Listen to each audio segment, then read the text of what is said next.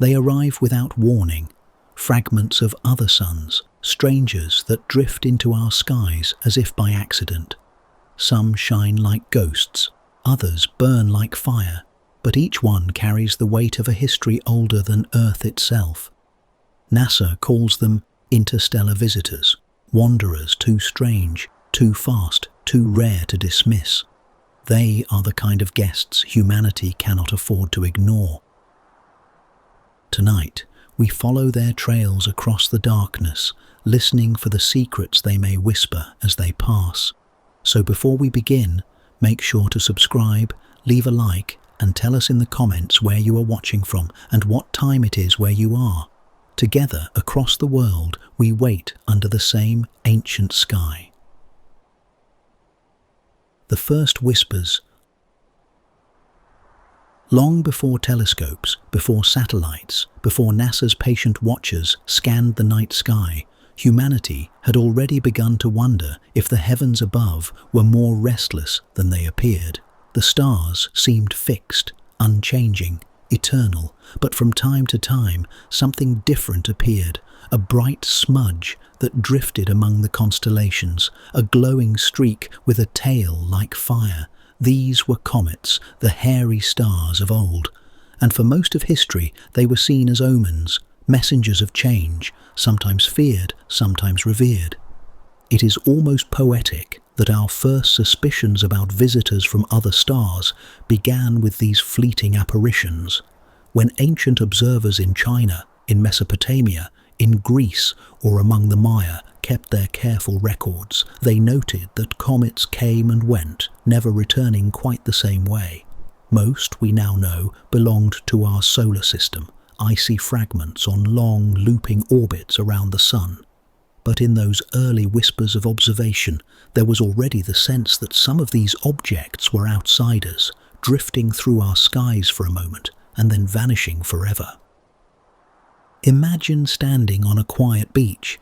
You are watching the waves roll in, steady and predictable. Seashells and driftwood appear, carried by the tide.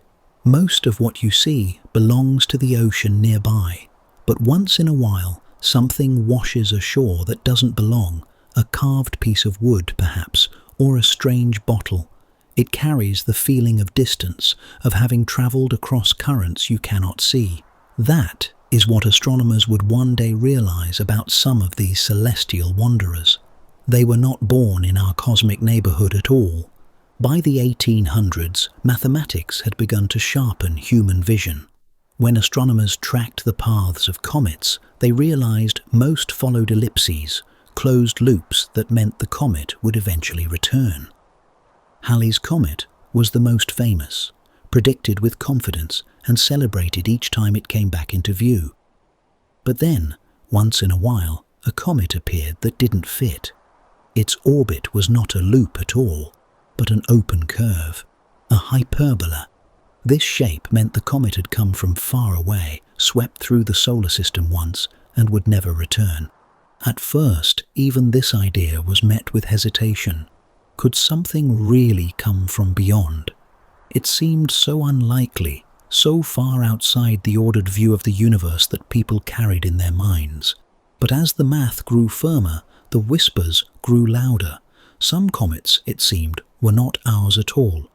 Consider the 19th century comet called C/1865 B1, faint and fleeting, but calculated to follow a hyperbolic path, or C/1980 E1, whose orbit was altered by a close brush with Jupiter until it was thrown out of the solar system entirely. Astronomers began to ask themselves, if comets can be expelled from our system, might not other systems eject their own fragments as well? And if so, would those fragments not wander the galaxy, occasionally brushing past suns, planets, and perhaps even Earth itself? It was the first hint of a vast exchange we had never considered before. Stars do not exist in isolation. They are like villages scattered across a great plain, and just as villages sometimes lose possessions that end up carried to another town, so too do stars lose fragments. Comets, asteroids, even rogue planets that travel across the galaxy. In the mid-20th century, When computing power allowed simulations of planetary systems, the picture grew even clearer. Giant planets like Jupiter were revealed to be cosmic slingshots, able to hurl icy bodies outward with enormous force. Our own solar system was not just a cradle of comets, but a machine that could eject them into the interstellar dark. And if that was true here, it was true everywhere. Suddenly, the whispers became harder to ignore. Interstellar visitors were not just possible, they were inevitable. And yet, for all of this realization, no one had seen one with certainty. The whispers were there in the equations, in the occasional odd orbit, in the possibility of driftwood washing ashore. But a clear, undeniable case remained elusive. Astronomers waited, watching the skies, confident that one day the ocean of stars would carry something undeniable into view. The beauty of this waiting is that it carried both scientific discipline and childlike wonder. Night after night, observatories swept the heavens. Most of the time they saw only the expected, the steady dance of planets, the quiet twinkle of distant suns, but always, in the back of their minds, was the possibility of an intruder, something from beyond, something that did not belong to us. For ordinary people, the idea remained abstract. We looked up and saw stars, perhaps a comet once in a lifetime, and little else. But in the quiet notebooks of astronomers, in the glowing chalk marks of orbital diagrams, the first whispers were already turning into a promise. One day we would meet an undeniable stranger. One day something would arrive from the deep dark between stars, carrying its mysteries into our skies. It is strange to think how long humanity waited for that moment, how many nights passed, how many eyes strained against the dark. We built bigger telescopes, launched satellites, and covered the sky with surveys designed to catch the faintest flicker of motion. The whispers had turned into an expectation, and though we did not yet know when or where or in what form, the sense was there.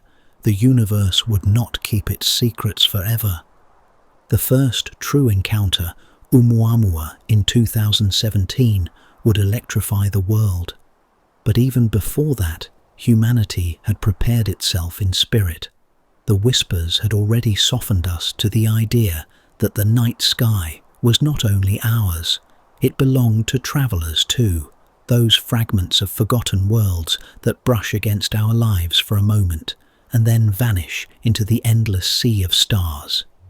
And so, the first whispers were not just about comets or mathematics or faint lights in the sky. They were about perspective. They reminded us that Earth is not an island untouched, but a shore where the universe occasionally leaves its driftwood. And if we are attentive, if we are patient, we might notice that the tide is carrying far more than we ever dared to imagine. Oumuamua's shadow. In October of 2017, something entered our skies that seemed, at first glance, like just another faint streak of light. Astronomers in Hawaii, working with the Pan-STARRS telescope, tracked it almost by accident. A tiny dot, moving faster than anything local should move, traced its way across the background stars. Within days, the math told a story no one was expecting. This was not a comet of our solar system. This was not an asteroid born near Jupiter or a fragment wandering in from the Oort cloud. This was something else entirely. It was the first confirmed interstellar object ever detected, Oumuamua. The name comes from Hawaiian, meaning a messenger from afar arriving first. It is a beautiful name, both welcoming and unsettling. A messenger implies a message, though none was obvious. From afar could mean a neighbouring star, or perhaps from somewhere unimaginably distant. And arriving first, that more than anything carried a chill. If this was the first, could there be others following? From the beginning, Oumuamua resisted easy explanation. Unlike the comets we knew, it had no bright tail of gas and dust trailing behind it. Unlike asteroids, its surface reflected light strangely, flickering in a way that suggested it was long, thin, and perhaps shaped like a cigar, or like a flattened pancake, spinning slowly as it tumbled through space. Neither shape was something we had ever seen before. What captured attention even more was its speed and its path. Oumuamua was not bound by the sun's gravity. Its orbit was hyperbolic, an open curve that told us it had come from elsewhere and would leave, never to return. Even stranger, its trajectory showed a tiny push, as though some invisible hand nudged it. Comets receive such pushes when sunlight warms their icy surfaces, releasing jets of gas that act like miniature thrusters. But no jets were seen here. The object moved as though propelled by something we couldn't see. For scientists, this was thrilling and maddening. For the public, it was intoxicating. Suddenly, the whispers of interstellar visitors had a face. A real, undeniable object had arrived. It had been seen, tracked, and measured, and it had left behind a trail of mysteries. Imagine, for a moment, how it felt.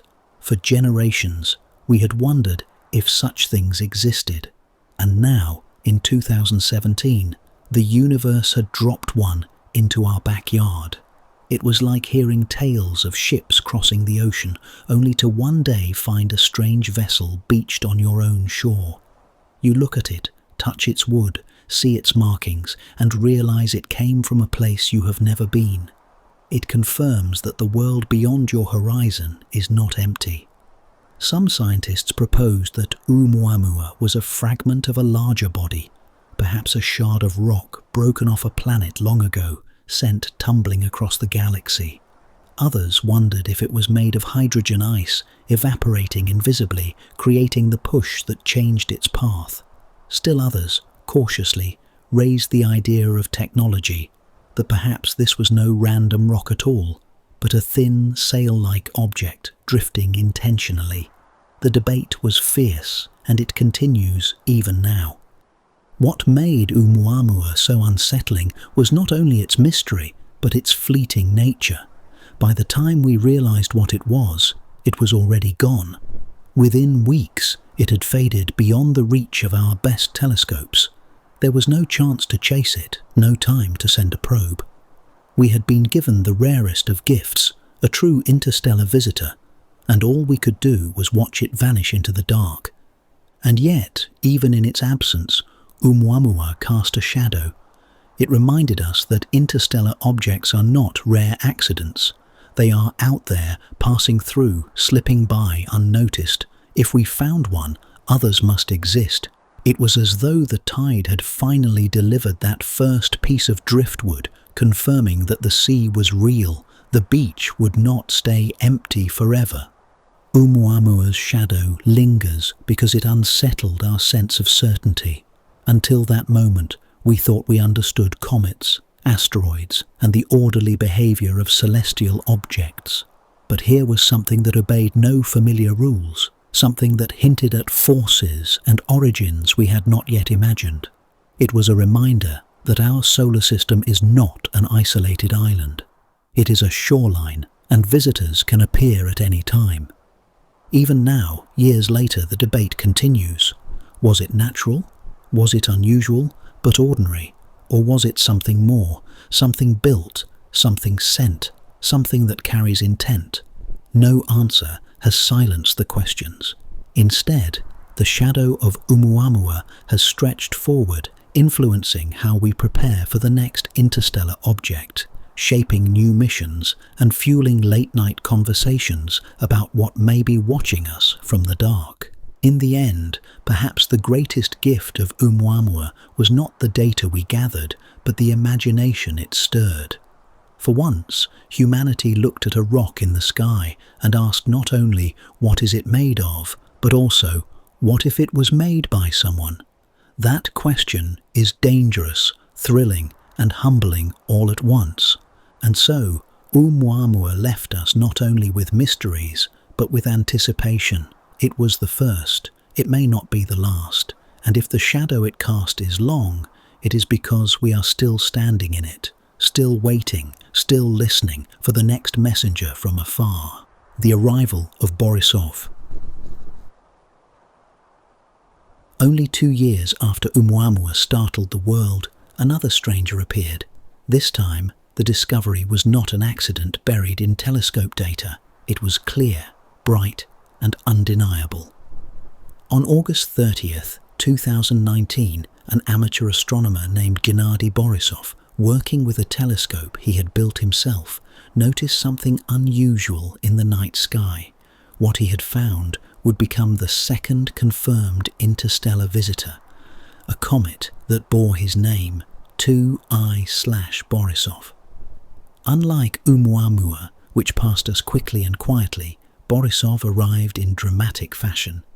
Through even modest telescopes, it showed the unmistakable signs of a comet: a glowing coma, a shimmering tail, the telltale release of gas and dust as sunlight struck its icy surface. It was as if the universe, having left us wondering about the mysterious messenger of 2017, decided to send something more familiar, more visible, but no less extraordinary. Think of it this way: imagine a mysterious letter had been slipped under your door with no return address, written in a strange hand. That was Oumuamua. Then, 2 years later, you hear a knock at the door. This time, the messenger is visible, standing on your doorstep, wearing colours and speaking in a language you almost recognise. That was Borisov. Astronomers quickly confirmed what its orbit revealed.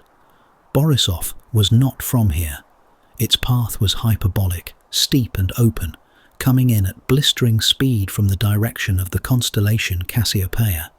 Like a stone skipped across a pond, it was moving too fast to be bound by the sun's gravity. It would blaze through the solar system once and then vanish, never to return. But unlike Oumuamua, Borisov gave us time. It was bright enough, active enough, and visible long enough for scientists around the world to turn their instruments toward it. What they found was extraordinary and at the same time oddly familiar. Borisov's ices, its frozen heart, were releasing gases much like those seen in comets born in our own solar system: water vapor, carbon monoxide, dust. In many ways, it behaved like any other comet, and yet there was comfort in that. It meant that across the galaxy, across unimaginable distances, the chemistry of worlds was not so alien after all. What froze around other suns could look much like what freezes around ours. But there were also surprises. Some of Borisov's gases were present in unusual proportions, suggesting it had formed in conditions different from those of our early solar system. Its dust grains, too, seemed unusually fine, almost smoke-like, scattering light in ways that gave its coma a soft, ghostly glow. These subtle differences hinted at the fingerprint of another star, a reminder that even when things appear familiar, they can carry the quiet accents of another home. For months, Borisov was studied by some of the most powerful instruments we have. The Hubble Space Telescope tracked it, revealing a tail stretching nearly 100,000 miles long. Radio telescopes sniffed its gases. Observatories in Chile, Hawaii, and Europe captured its light from different angles. It became the most closely observed interstellar object in history. And then, almost poetically, it began to fall apart. As it approached the sun, its icy core fractured under the heat and stress, crumbling into smaller pieces. By the time it passed closest to Earth, in late 2019 and early 2020, its brightness was fading. The visitor that had arrived so dramatically was slowly dissolving before our eyes. It was like watching a ship cross the horizon, sails full and bright, only to see it splinter in a sudden storm. Yet even in its disintegration, Borisov gave us more than we had hoped for. It showed that interstellar visitors are not once-in-a-century miracles. They may be more common than we dared believe. 2 in 2 years suggested that the galaxy is littered with these icy wanderers, fragments of solar systems born and broken long before ours. Each one carries the story of its birthplace, locked in its frozen chemistry. Each one is a piece of evidence, a sample delivered freely by the cosmos. For humanity, Borisov was both a comfort and a challenge. Comfort because it showed that the processes of star and planet formation are universal. The same icy recipes that shaped our comets exist elsewhere. Challenge because it reminded us that the galaxy is active, restless, and filled with movement. Our solar system is not isolated. It is part of a cosmic crossroads where wanderers pass by, leaving traces of their journeys. There is something haunting about knowing that Borisov came from a place we will likely never see. Somewhere, around another star, perhaps one long extinguished, this comet was born. It drifted for millions, perhaps billions, of years in the dark, until gravity and chance carried it to our skies. For a brief season, it glowed for us, and then it was gone. In that glow was both mystery and intimacy. To gaze at Borisov was to gaze at the frozen breath of another sun, to see the icy dust of alien worlds burning in our night. It was a reminder that we are not the only story being told in the universe. There are countless others, written in ice and dust, carried across the stars, waiting for us to notice. And so, Borisov joined Oumuamua as a second whisper, louder and clearer, that the galaxy is alive with travelers. Where Oumuamua was a riddle, Borisov was a revelation. It told us that we are part of a greater cosmic exchange, that the universe is in constant conversation with itself through the wandering of its fragments. But with every answer comes a new question. If these visitors are so common, what else might be drifting toward us now, still unseen? What stories, what secrets, what dangers might be hiding in the next faint dot of light? 3i Atlas appears. By the time 3i Atlas entered our story, the world had already been stirred by Oumuamua's enigma and Borisov's icy display. Two interstellar visitors in quick succession had primed us to believe that perhaps we were standing on the shoreline of something larger, that the galaxy was sending more than whispers. And then, in 2024, telescopes caught sight of another faint smear of light in the sky. At first, it seemed unremarkable, just another entry in the endless stream of comets catalogued by watchful astronomers, but its path betrayed it. The calculations revealed something astonishing. This was no ordinary comet. This was an interstellar traveler, soon to be known as 3i Atlas. The name sounds almost mechanical, like a code or designation, yet the story behind it is poetic. 3i marks it as the third confirmed interstellar object, while Atlas comes from the survey telescope that first detected it. There is irony in the choice. Atlas, in Greek mythology, was the titan condemned to hold up the heavens, a figure both immense and eternal. It is fitting, then, that the name should be given to an object so vast in meaning, if not in size, something that had wandered across the galaxy, holding within it a fragment of ancient, unseen worlds. Unlike Borisov, which blazed visibly with a comet's familiar brilliance, 3i Atlas was shy. It appeared as a faint glow, delicate and ghostly, easily lost against the backdrop of stars. To the naked eye it was invisible, only the trained gaze of telescopes could tease it from the darkness. But in that faintness lay a secret.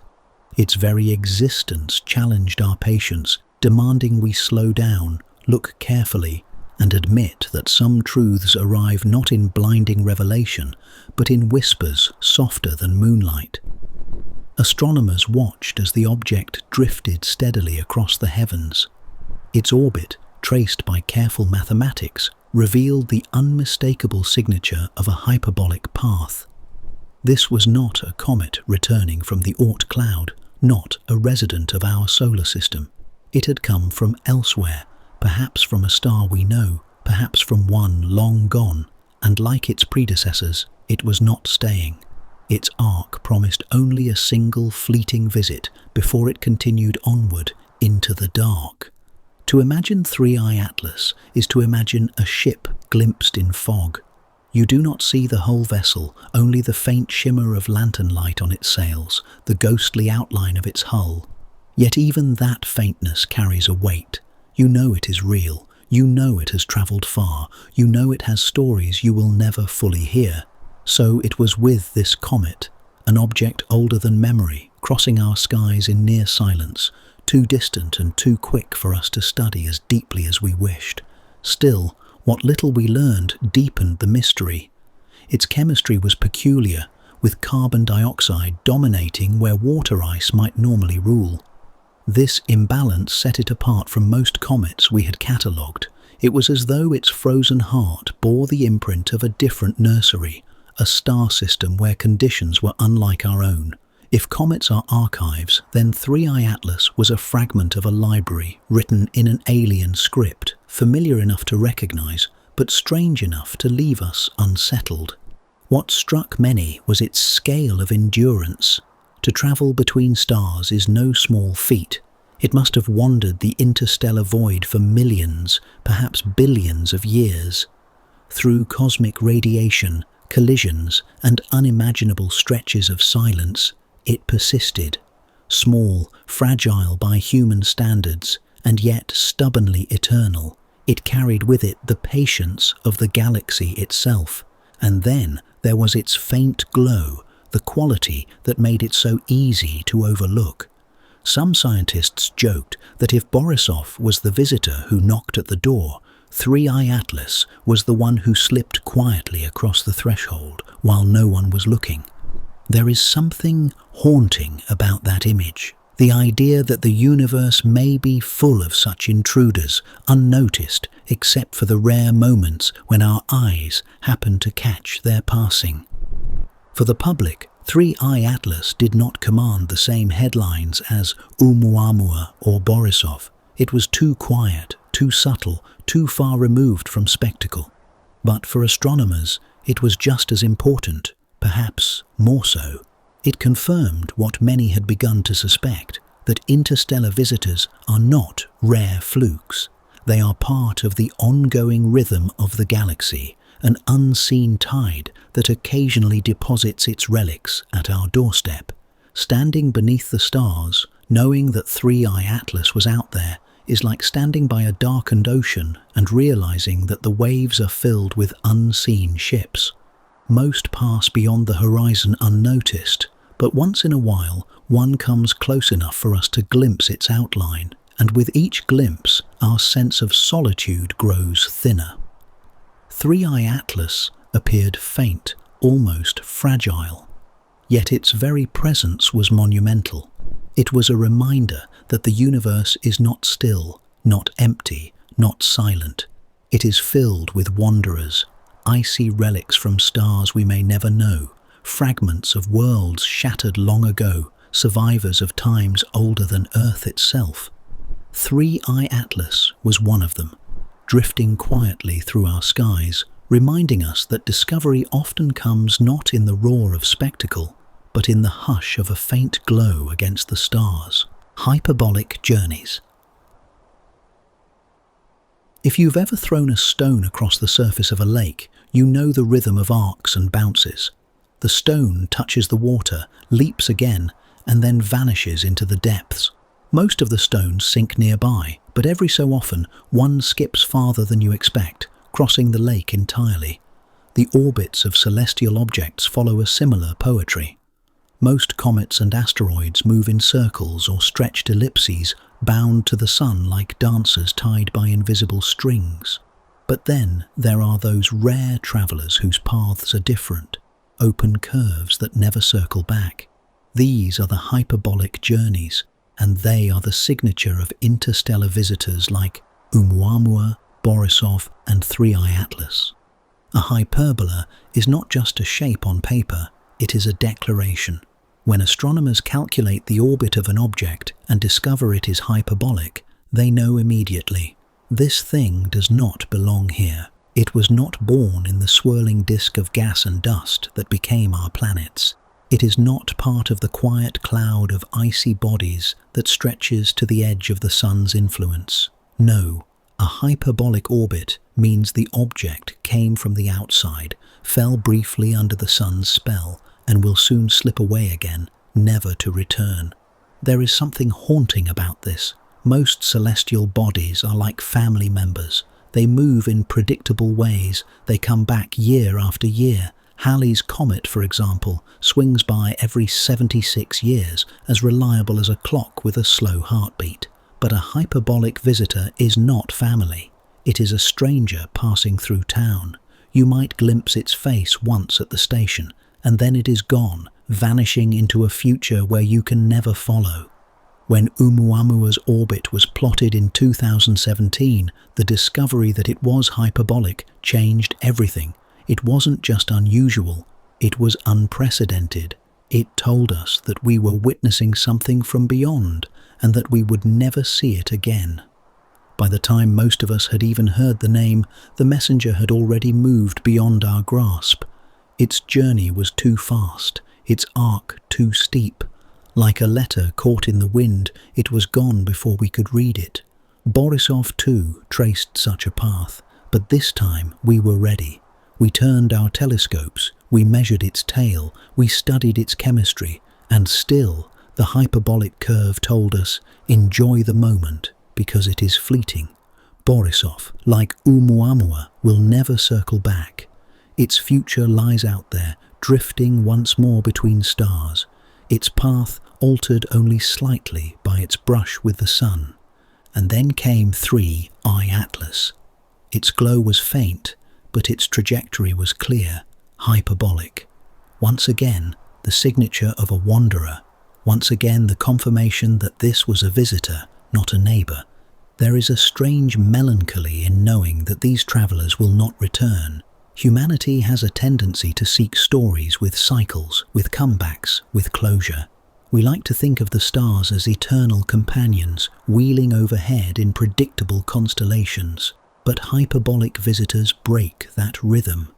They are the faces in the crowd you'll never see again, the songs you hear once on the radio and never find again, the dreams that vanish with the dawn. At the same time, there is a kind of wonder in their one-way paths. To cross the vastness of space, to drift for millions or billions of years, only to pass briefly within the warmth of our sun. It is as if the universe has chosen to give us a glimpse, a reminder that the galaxy is alive with motion. These objects are not lost. They are on their way somewhere else, part of an endless exchange we cannot yet map. They are the postcards of the cosmos, carried by no one, addressed to no one, and yet arriving just the same. Astronomers sometimes describe hyperbolic orbits as open. That word too carries meaning. Unlike a closed loop, which returns to its beginning, an open path is unbounded. It stretches outward, infinite, into the unknown. Each interstellar visitor we detect is a reminder that the universe is filled with such openness, that not everything is contained, not everything is predictable. Some journeys are once in a lifetime, some stories are unfinished, and so, when we speak of hyperbolic journeys, we are not only describing mathematics, we are speaking of fate, of chance, of the fleeting nature of encounter.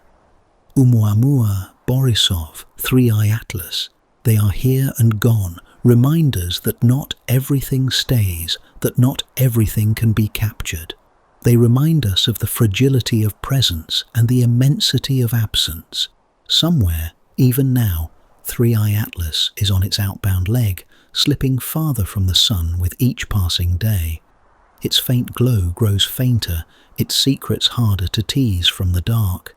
But its hyperbolic path is clear, like a signature scrawled across the sky, a mark that says, I was here, you saw me, and now I am gone. Strangers in our skies. Every night, the sky above us feels calm. The constellations hang in familiar patterns, like lanterns suspended across an endless ceiling. The moon cycles steadily, planets wander predictably, and comets, when they appear, follow long, graceful arcs we can map years in advance. It gives us a sense of comfort, a sense that the heavens are orderly, patient, and knowable. Yet every so often, something appears that doesn't fit. A stranger in our skies, a visitor not bound by the same rules as the rest. And in those moments, we are reminded that the galaxy itself is restless. Oumuamua was one of those strangers. It arrived without warning, a fleeting speck that revealed itself only through its impossible speed and its open-ended orbit. Borisov was another, blazing with alien ice and dust, an unmistakable comet from another sun. And then came 3I Atlas, dim and ghostly, whispering its presence rather than announcing it. Each of them told us the same story, that our solar system is not a closed garden. It is a crossroads.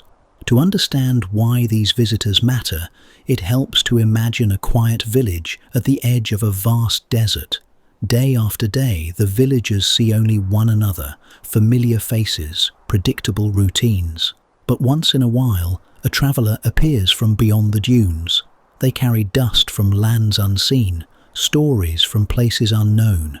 They may stay for only a night before disappearing into the horizon, but their presence changes everything.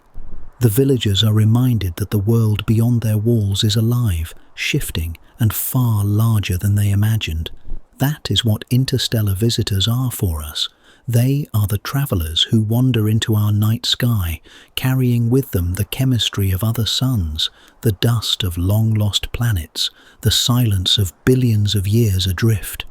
They remind us that the galaxy is not still. Stars are born, stars die, systems collide, and fragments are cast into the dark. What we see when one of those fragments crosses our skies is not just a comet. It is a piece of a larger story, a restless galaxy constantly in motion. There is mystery in their rarity. Hundreds of billions of comets orbit our sun, yet only a handful of interstellar visitors have been confirmed. For generations, we assumed they were too rare to find, like a single grain of sand carried on the wind across an entire continent. But the discoveries of Oumuamua, Borisov, and 3I Atlas suggest otherwise. They are not impossibly rare. They are simply faint, fleeting, and easy to miss. That means the galaxy may be filled with these travellers, silently slipping by, uncounted. The restlessness of the galaxy is written in their paths. Hyperbolic arcs show us they came from elsewhere and are headed somewhere beyond. They do not loop back like Halley's Comet or the countless icy bodies of the Oort cloud. They move on, carrying their secrets away. And yet, each time we catch sight of one, we learn just enough to be unsettled, just enough to sense that there is more out there than we know how to grasp. For astronomers, these objects are scientific treasures. They hold clues about how other planetary systems form, what ices condense in alien nurseries, what dust lingers when worlds collide. But for the rest of us, they are something simpler and perhaps deeper. They are reminders that the sky above us is not just decoration.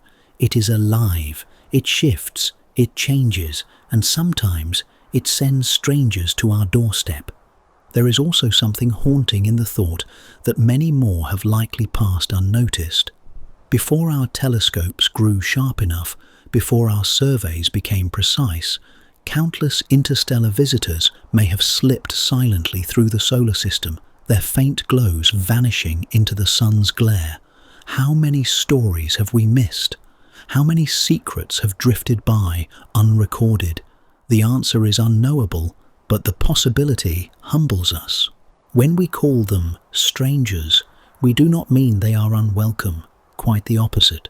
Their presence reminds us that the universe is not closed or small. It is vast, open, and full of wanderers. They expand the borders of our imagination. They remind us that the calm skies we trust are only a small part of a much larger picture. The mystery of speed. There is a rhythm to the solar system that feels steady, almost soothing. Planets circle the sun at calm, predictable speeds.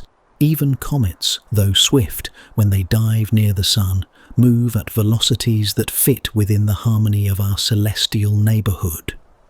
Then came the interstellar visitors, Oumuamua, Borisov, and 3I Atlas, moving with speeds that felt unnatural, almost impossible. Their arrival wasn't just marked by faint light in telescopes, but by velocity itself. Their speed was a message: we are not from here. To put this in perspective, Earth orbits the Sun at about 67,000 miles per hour. That sounds fast enough to circle our planet in less than 30 minutes, but in the grand scheme of the cosmos, it is gentle, stable, like a leaf carried by a steady current. Oumuamua, however, barreled through our solar system at nearly 196,000 miles per hour.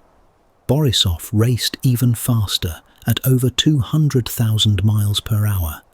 And 3I Atlas.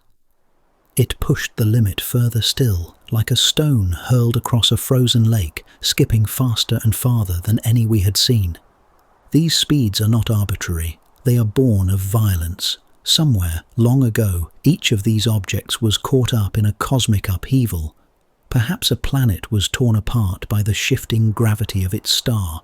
Perhaps two stars passed close, tugging comets loose from their nurseries and flinging them into the dark.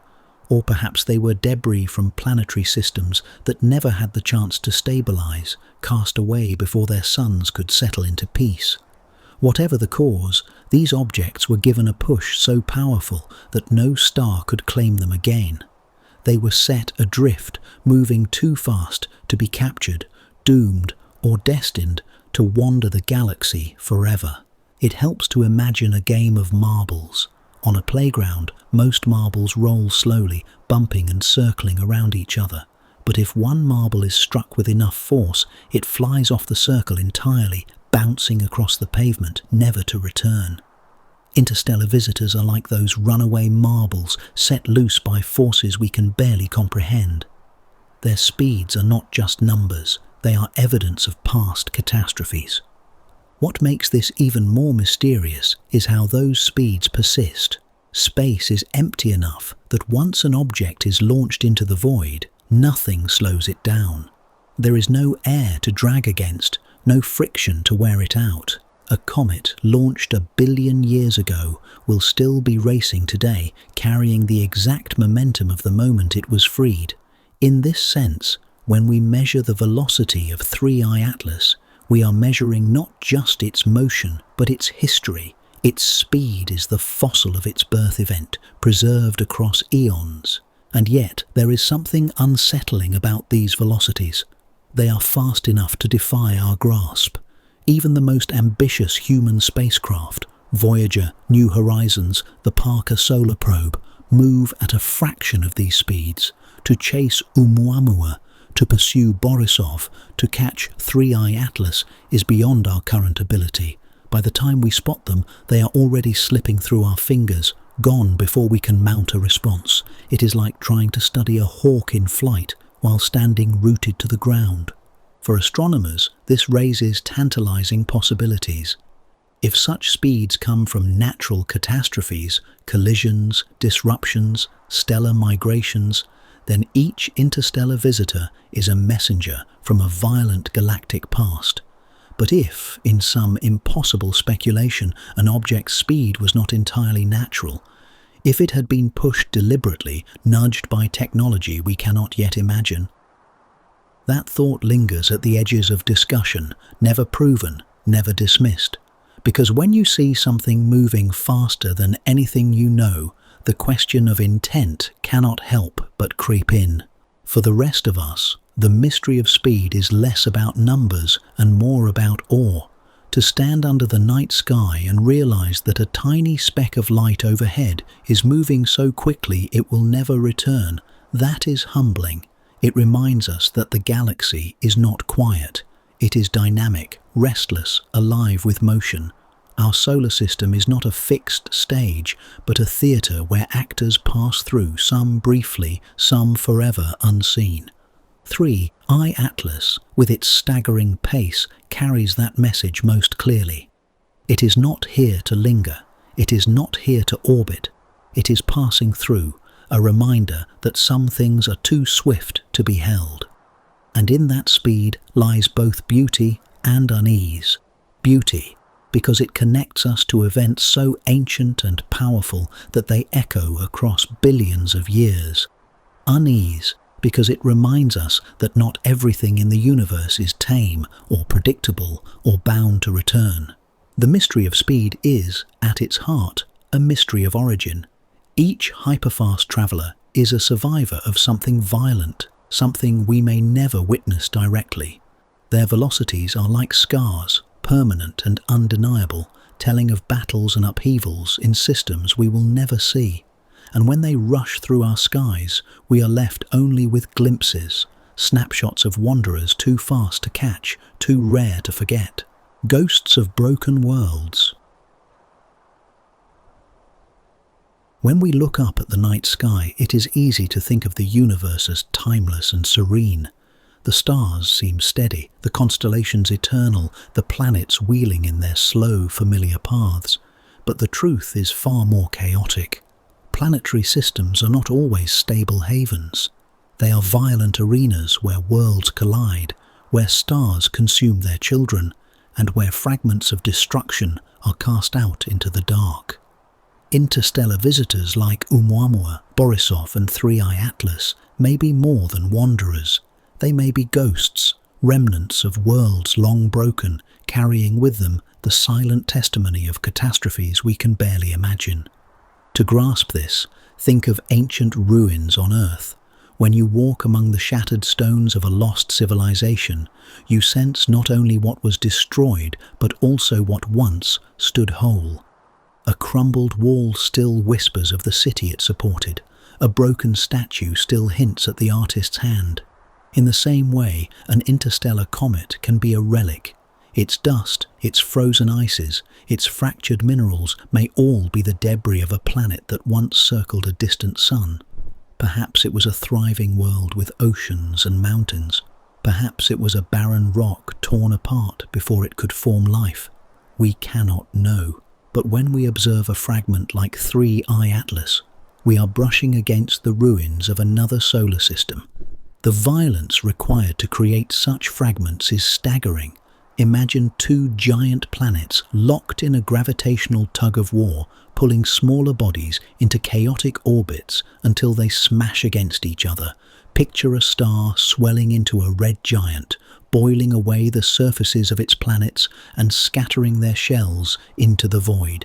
These are the kinds of upheavals that populate the galaxy, and every shard ejected becomes a wanderer, a traveller cast adrift for millions or billions of years. Some remain forever unseen. Others, by chance, pass through our skies. 3I Atlas, with its strange chemical composition, is especially haunting in this regard. Its heavy signature of carbon dioxide suggests it formed under conditions different from those in our solar system, conditions that might once have nurtured alien worlds. If comets are the libraries of planetary history, then 3I Atlas is a burned page, still legible in fragments. We hold it up to the light, straining to read a story written not for us, but for a world that no longer exists. It is worth remembering that our own solar system has produced its share of ghosts. Mars bears scars of massive impacts, evidence that chunks of its crust were blown into space. Some of those fragments even landed here on Earth, where scientists have studied them as meteorites. If our modest neighborhood has created such wanderers, how many more must exist in a galaxy of hundreds of billions of stars? The odds are overwhelming that most interstellar visitors are indeed pieces of broken worlds, messengers of destruction turned into survivors. And yet, there is a kind of quiet beauty in this thought. To imagine 3I Atlas not just as a comet, but as the ghost of a shattered planet, is to recognize that the universe recycles even its tragedies. Nothing is wasted. What is torn apart becomes something new, something that drifts across the stars until it finds a new stage. Perhaps fragments like these even seed life, carrying the raw materials of biology from one system to another. In that way, the ruins of one world may become the beginnings of another. For those who gaze at the sky, this idea casts interstellar visitors in a new light. They are not only scientific curiosities, they are memorials. They are drifting tombstones, marking the graves of worlds we will never know. Each time one passes, we are reminded of the fragility of planets, including our own. Earth feels solid beneath our feet, eternal in its mountains and oceans. But in truth, it too could one day be shattered, its fragments flung outward to drift as interstellar ghosts. It is sobering but also strangely comforting to know that destruction and endurance are so intertwined in the cosmos. Worlds die, but their pieces live on. And sometimes, against all odds, those pieces cross paths with civilizations capable of noticing. When 3I Atlas slipped quietly into our skies, it was easy to mistake it for just another comet. But beneath its faint glow lay the possibility of something far more profound. The story of a planet, long dead, reaching us across the gulf of space. The tale that lies. Every child learns to picture a comet by its tail, those luminous streams that stretch behind like glowing banners across the night. It is one of the most recognizable sights in the heavens, a frozen body heating as it nears the sun, releasing gas and dust that trail faithfully behind it. Like a windsock pointing into the cosmic breeze, the tail should always tell the truth about where the comet has been and where it is going. But when it comes to interstellar visitors like Oumuamua, Borisov, and especially 3I Atlas, the story is not so simple. Their tails, or the lack of them, behave in ways that challenge what we thought we knew. In a very real sense, their tails lie. Oumuamua was the first to unsettle this expectation. When astronomers pointed their telescopes at it in 2017, they expected to see the bright plume of gases and dust that mark most comets. But instead, it remained stubbornly silent, featureless, more like a bare rock than a traditional comet. And yet, its motion suggested it was still outgassing, subtle pushes and nudges that shifted its path ever so slightly, as though invisible hands were steering it. The tail was there perhaps, but hidden, whispering rather than shouting. Borisov, on the other hand, did produce a tail, but one unlike any seen before. Its chemistry was alien, dominated by strange ratios of carbon monoxide and water ice, as though it had been born in a nursery colder than any we've known. Its tail seemed to glow with the breath of another star, a plume from a land beyond our imagining. 3I Atlas pushed this strangeness further still. Its emissions were erratic, sometimes flaring, sometimes fading, refusing to match the neat patterns we associate with solar system comets. Watching it was like trying to read a candle flame in the wind. It danced, flickered, and refused to hold still. Why does this matter? Because the tail of a comet is not just decoration, it is a signature. It tells us what the comet is made of, how it reacts to sunlight, and what kind of journey it has endured. When that signature doesn't match our expectations, it forces us to admit that our tidy categories may be incomplete. The lies of these tales are not deceit in the human sense, they are puzzles. They are reminders that nature is more inventive than our textbooks. Consider the tale as a storyteller. Ordinary comets tell a simple tale. I am made of ice and dust, I orbit the sun, and I flare when I grow warm. But interstellar comets tell riddles instead. I am made of ices you do not expect. I flare when I should be quiet, and I vanish when you look too closely. My story is not written in your language. To follow these riddles is to step into mystery, to accept that the universe speaks in dialects we have not yet learned to hear. For astronomers, these strange tales, or lack thereof, hint at alien origins. A comet formed near a red dwarf star, bathed in weak light, might accumulate different ices than one born near a sun-like star. A fragment ejected during a planetary collision might carry minerals that alter how it sheds material. Each oddity is a clue, a fingerprint of the world it once knew. And yet, because we see them for such a brief time, the clues remain tantalizingly incomplete, like half-heard conversations carried away by the wind. For the rest of us, the mystery is more visceral. We have been taught to trust the tail of a comet as a cosmic compass pointing the way. To learn that these interstellar visitors do not follow those rules is to feel a small but meaningful shift. It reminds us that the universe is not obliged to be simple. It does not exist to be understood by human intuition. Sometimes the signs we expect are misleading, and sometimes what we dismiss as ordinary is anything but. Think of a familiar street in your hometown. You know how the traffic flows, how the lights change, how the shadows fall at certain times of year. Now imagine walking down that street one evening and seeing something just slightly off. Cars moving in odd directions, a stoplight flickering out of rhythm. It is still your street, but the rules you thought were fixed are not. That feeling of unease, that prickle of awareness, is what astronomers felt watching 3I Atlas and its tail that did not behave. Perhaps the most haunting thought is that the lies of these tales may not be lies at all, but truths we do not yet know how to read. Maybe what looks like inconsistency is simply a pattern too complex for us to recognize. Maybe the fading and flaring is not chaos, but order on a level our eyes cannot yet pass. It is tempting to imagine the tails of interstellar comets not just as plumes of gas, but as cosmic handwriting, messages drifting across the night sky, written in alphabets of dust and ice, chemistry from elsewhere. If comets are time capsules, then interstellar comets are time capsules from a library we never knew existed. Each one carries within its frozen heart the chemistry of a world that formed around another sun, in another neighborhood of the galaxy, under conditions we can only guess at. When objects like Borisov and 3I Atlas wander into our skies, they bring with them not just ice and dust, but recipes, alien mixtures that whisper of the systems that shaped them. Their chemistry is like an accent in speech, a way of telling where they come from, even if the words themselves are unfamiliar. Borisov gave us one of the first clear lessons.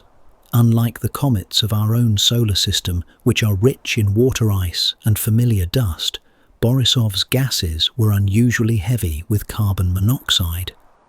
To an astronomer, this was startling. Carbon monoxide forms most readily in regions of extreme cold, colder than the nursery of our own sun. This suggested that Borisov may have been born around a small, dim star, perhaps a red dwarf, where temperatures plunge low enough to trap that volatile gas. In its glowing tail, we read a story. I am from a colder place. I carry the frost of a world you cannot see.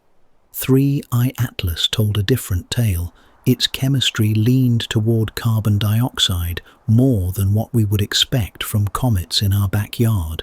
That difference may seem small, just the shift of a molecule here or there, but in cosmic terms it is enormous. It suggests that the building blocks of planets, what ices condensed, what gases were available, can differ radically from system to system. For us, studying these frozen gases is like tasting the cuisine of a culture we've never visited. The spices are familiar enough to recognize, but the flavors are arranged in ways that surprise the tongue. And then there was Oumuamua, which puzzled us most of all. It left no visible trail of gases at all, yet its trajectory betrayed subtle outgassing, forces nudging it in ways gravity alone could not explain. Whatever it carried, it was invisible to our instruments, hinting at a chemistry we could not pin down. Some scientists speculated hydrogen ice, fragile and exotic, evaporating too quickly to leave a trace. Others wondered about nitrogen ices, like those on Pluto, and some let their minds drift further still, toward possibilities we cannot yet name. This is where the mystery deepens. Because if every interstellar comet is unique, shaped by the quirks of its home system, then each one is a chance to broaden our sense of what is possible. We live under the light of a stable yellow star, rich in water, iron and silicates. But out there, around dimmer suns or wilder binaries, the chemistry of worlds may be stranger. Their oceans, if they have them, may be made of different ices. Their air, if they breathe, may carry gases we would find toxic. The frozen cores of their comets preserve those differences and deliver them across the galaxy like postcards from alien kitchens. Imagine walking through a forest where every tree looks familiar, but each carries fruit you have never seen. Some are bitter, some sweet, some poisonous, some nourishing. You pluck one, taste it, and know instantly that the forest is richer than you thought. That is what it feels like to study the chemistry of interstellar comets. Each one is a new fruit, a new flavor of the galaxy, and with each taste, our picture of the universe grows more complicated, more alive. For the dreamer, this chemistry hints at deeper possibilities. Could these gases be more than raw material? Could they carry, hidden within them, the seeds of biology? We know that comets in our own solar system harbor complex organic molecules, the ingredients of life itself. If alien comets carry their own versions, then perhaps life is not an Earth-only story. Perhaps it is a galactic habit, a thread woven into the fabric of worlds everywhere. To imagine 3I Atlas carrying the dust of alien biology is to stand at the edge of an ancient mystery, not whether life exists elsewhere, but how far it has traveled. And yet there is humility in all this, because our glimpses are fleeting. By the time we identify their chemistry, the visitors are already fading from view, slipping back into the dark. What we capture are fragments, a whiff of gas here, a flicker of spectrum there. It is like overhearing a few words of a conversation in a language you don't speak, knowing there is meaning, but unable to catch the whole. Still, even these fragments matter. They tell us that the galaxy is not uniform. They remind us that planets, stars, and systems are diverse beyond imagination. And they hint that the recipe for life may not be a singular one, but 1,000 variations written in the frozen gases of comets wandering across the stars. So when we speak of chemistry from elsewhere, we are not just talking about molecules, we are talking about identity. Each interstellar comet carries a passport stamped by its birthplace. Each one whispers, "I come from a place you have never seen, but now you know it exists." And that whisper is enough to widen our imagination, to remind us that the universe is not only vast, it is varied, restless, and full of flavors we have barely begun to taste. Eyes across the world. When an interstellar visitor enters our solar system, it does so silently, without fanfare. There is no booming announcement, no shimmering trail across every sky. Instead, it begins as the faintest flicker in a telescope, a tiny smudge of light against a canvas already littered with countless stars. To catch that smudge is no small feat. It requires patience, vigilance, and a worldwide web of eyes, observatories scattered across continents, working in quiet unison to chase what may be gone tomorrow. Consider the moment 3I Atlas was first noticed. Somewhere in Hawaii, an astronomer studying a feed of faint specks saw something moving just a little too quickly, just a little too strangely. It was not yet clear what it was, only that it didn't belong. That discovery set in motion a chain of events. Phone calls, messages, alerts sent across networks of scientists from Europe to Asia, from South America to Australia.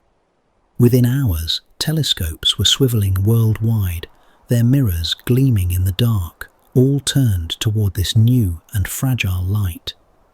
This is the strange paradox of interstellar objects.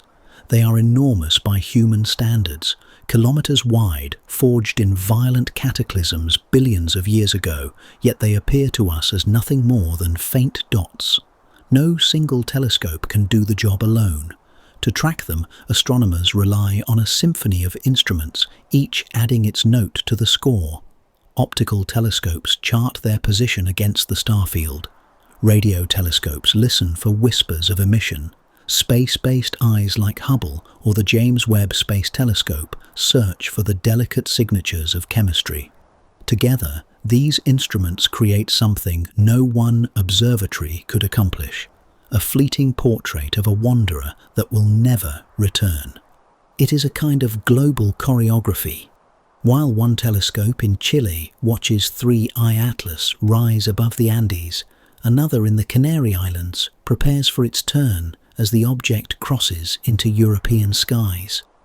In Japan, astronomers wait for the same chance a few hours later, and all the while, teams communicate through shared databases, updating coordinates minute by minute, ensuring no opportunity is lost. The Earth itself becomes an observing platform, spinning beneath the stars, offering one set of eyes after another to keep the visitor in view. This collaboration goes beyond nations and politics. When an interstellar object arrives, there is no time for rivalry. The window is too brief, the chance too rare. Even amateurs with backyard telescopes contribute, logging sightings and sharing them with professional networks. It is a rare example of humanity united, however briefly, by wonder. In those moments, the divisions of Earth feel small. What matters is not where you are, but whether your patch of sky is clear enough to see the ghost passing overhead. To grasp how fleeting this opportunity is, imagine trying to photograph a bird in flight. It darts into your field of view, wings flashing, then vanishes into the trees before your camera can focus. That is what astronomers face, except the bird is traveling hundreds of thousands of miles per hour, and the trees are the endless void of space. Miss a night, and you may never see it again.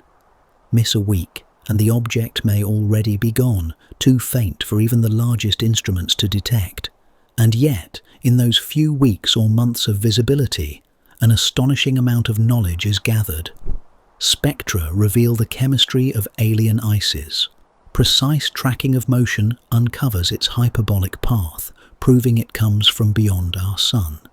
Variations in brightness suggest tumbling shapes, rough surfaces, or even internal structure. Each observation adds a brushstroke, and together they paint a picture that will endure long after the comet has vanished. There is something poetic in this global vigilance. Around the world, scientists sit in quiet control rooms, sipping coffee under fluorescent lights, staring at screens filled with dots and numbers. Outside, the telescopes they guide, domes on mountaintops, arrays in deserts, instruments orbiting above, turn toward the same speck of light. Thousands of miles apart, they are connected by a single purpose: to glimpse something alien before it fades. For those of us not behind the telescope, the thought is humbling. On any given night, as you look up at the stars from your backyard or through a bedroom window, someone half a world away may be watching the same point of light, measuring it, recording it, chasing it before it slips away. The night sky, vast as it is, becomes a shared experience, a bridge between continents and cultures, united by curiosity. And when the interstellar visitor finally vanishes, when 3I Atlas fades into the distance, when Borisov grows too dim, when Oumuamua recedes beyond reach, the data remains, a collective archive pieced together by many hands, many eyes, many nights of watching, humanity's record of a guest from another star, fragile and incomplete, but real. The world may feel divided in countless ways, but the sky does not recognize borders. And each time a wanderer drifts into our view, we are reminded that we too are wanderers, standing together on a small blue world, keeping vigil beneath the stars. The curse of distance. When news breaks of an interstellar visitor, the first question many people ask is simple. Why don't we just send a spacecraft to chase it? After all, we live in an age when robots drive across the sands of Mars, probes orbit Saturn's moons, and telescopes float far beyond Earth's atmosphere. Surely we can catch a comet, even one from another star. And yet, we cannot. Not yet. The truth is wrapped in a quiet reality astronomers know well, the curse of distance. Imagine standing on a train platform as an express train thunders past. You see it only for a moment, lights flashing, windows blurring, before it vanishes down the tracks. Now imagine deciding, at that very instant, that you want to hop into a car and chase it. By the time you've found your keys, filled your tank, and pulled onto the road, the train is already 100 miles away, moving faster than you could ever hope to follow. That is what it feels like when 3I Atlas or Borisov slips into our skies. By the time we realize they are here, they are already rushing back into the dark, traveling at speeds no human-made craft can match. The numbers are humbling. Oumuamua, the first of its kind, sped through the solar system at nearly 60,000 miles per hour. Borisov was faster still. 3I Atlas seemed to carry an even greater urgency, as though hurled from its birthplace with violent force. These are not leisurely drifters. They are sprinters, burning across the cosmic track while we watch from the stands. Our fastest spacecraft, Voyager, New Horizons, the Parker Solar Probe, move at impressive speeds, but compared to interstellar visitors, they are plodding hikers on the side of a highway. And then there is the problem of time. To launch a spacecraft is not as simple as flipping a switch. It takes years, sometimes decades, of planning, designing, building, and testing. Oumuamua was discovered in 2017, already on its way out. By the time anyone suggested sending a probe, it was too late. Borisov offered only a slightly longer window, but still far too brief for us to prepare. 3I Atlas was no different. These visitors do not wait for us. They arrive unannounced, stay a season, and vanish into eternity. The curse of distance is not just about speed, but about the vastness of space itself. To intercept an object means matching its path, its velocity, its momentum.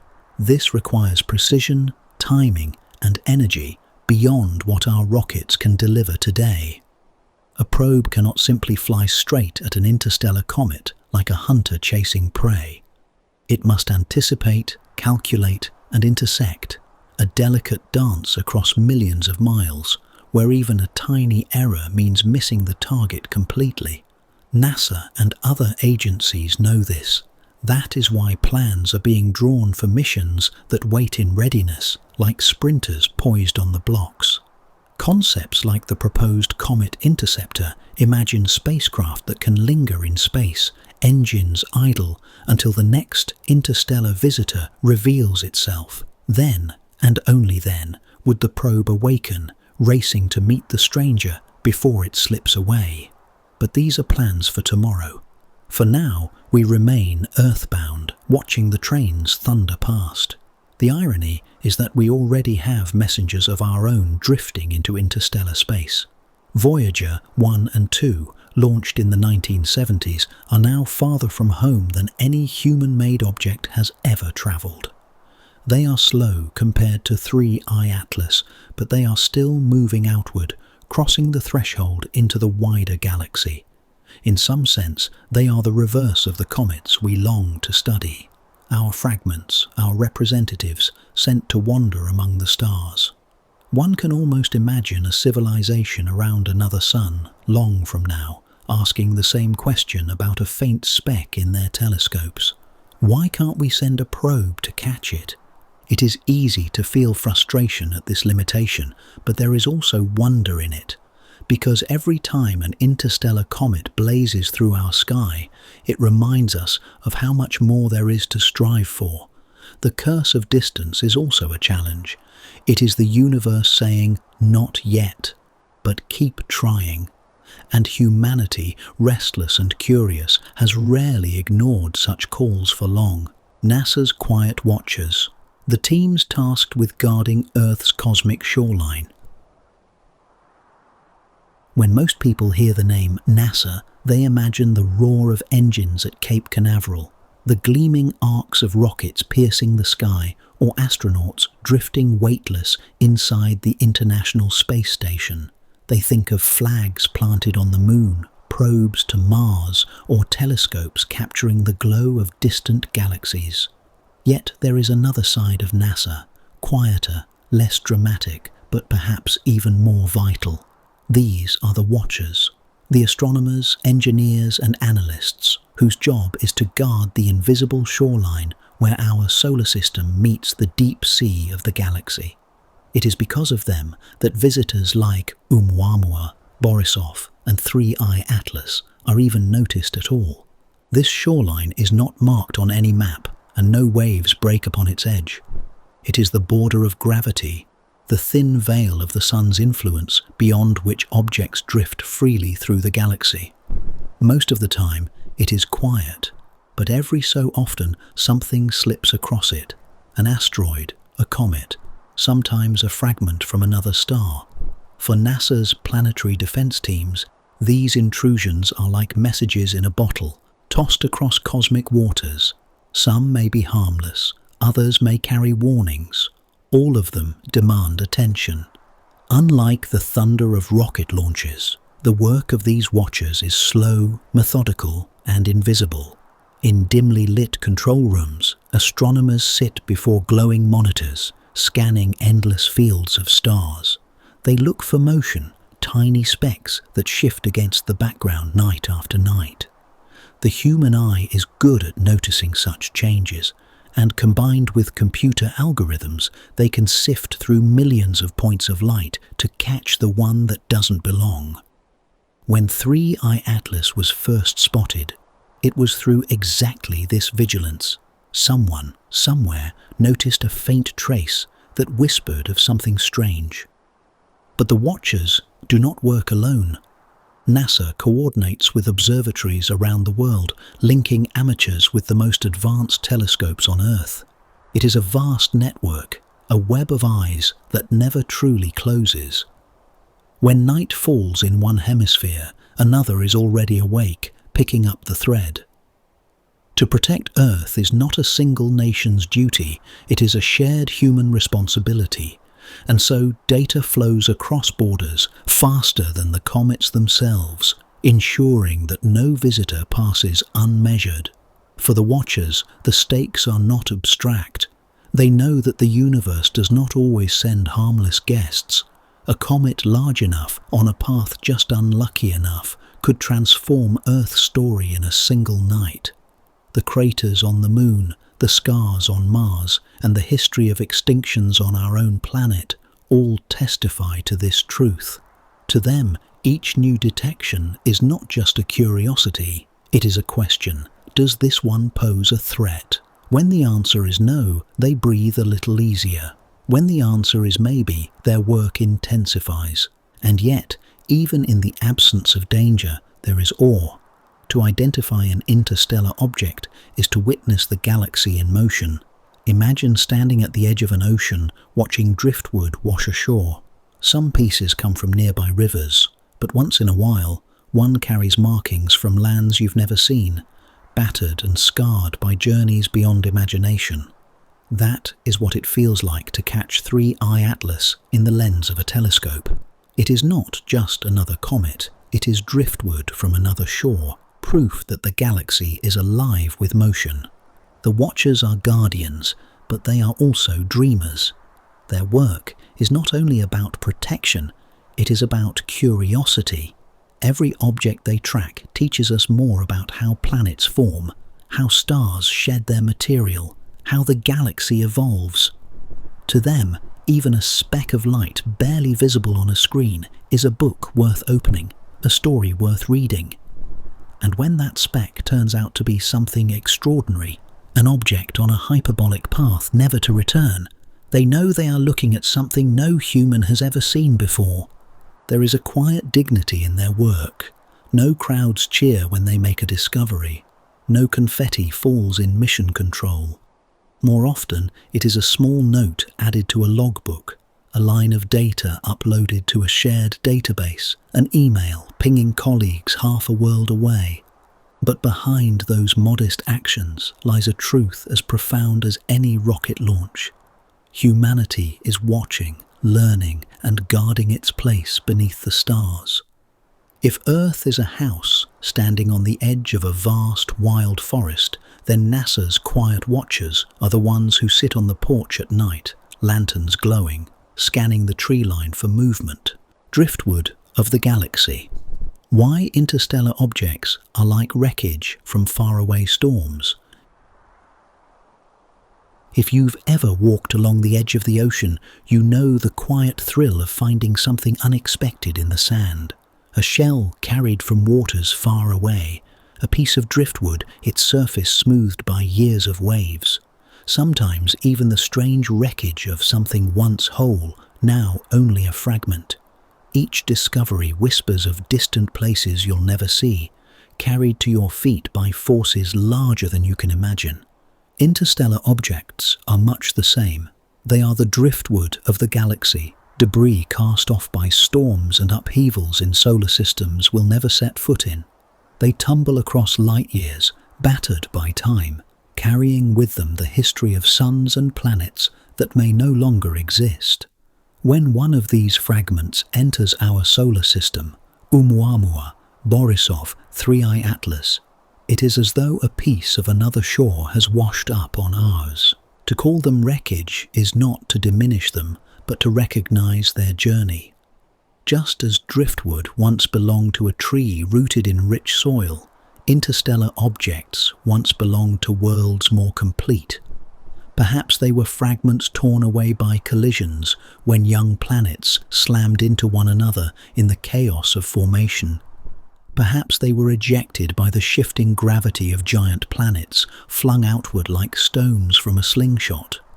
Or perhaps they are survivors of true cataclysm, stars dying, systems unraveling, the violent storms that occasionally sweep through the galaxy and leave only fragments behind.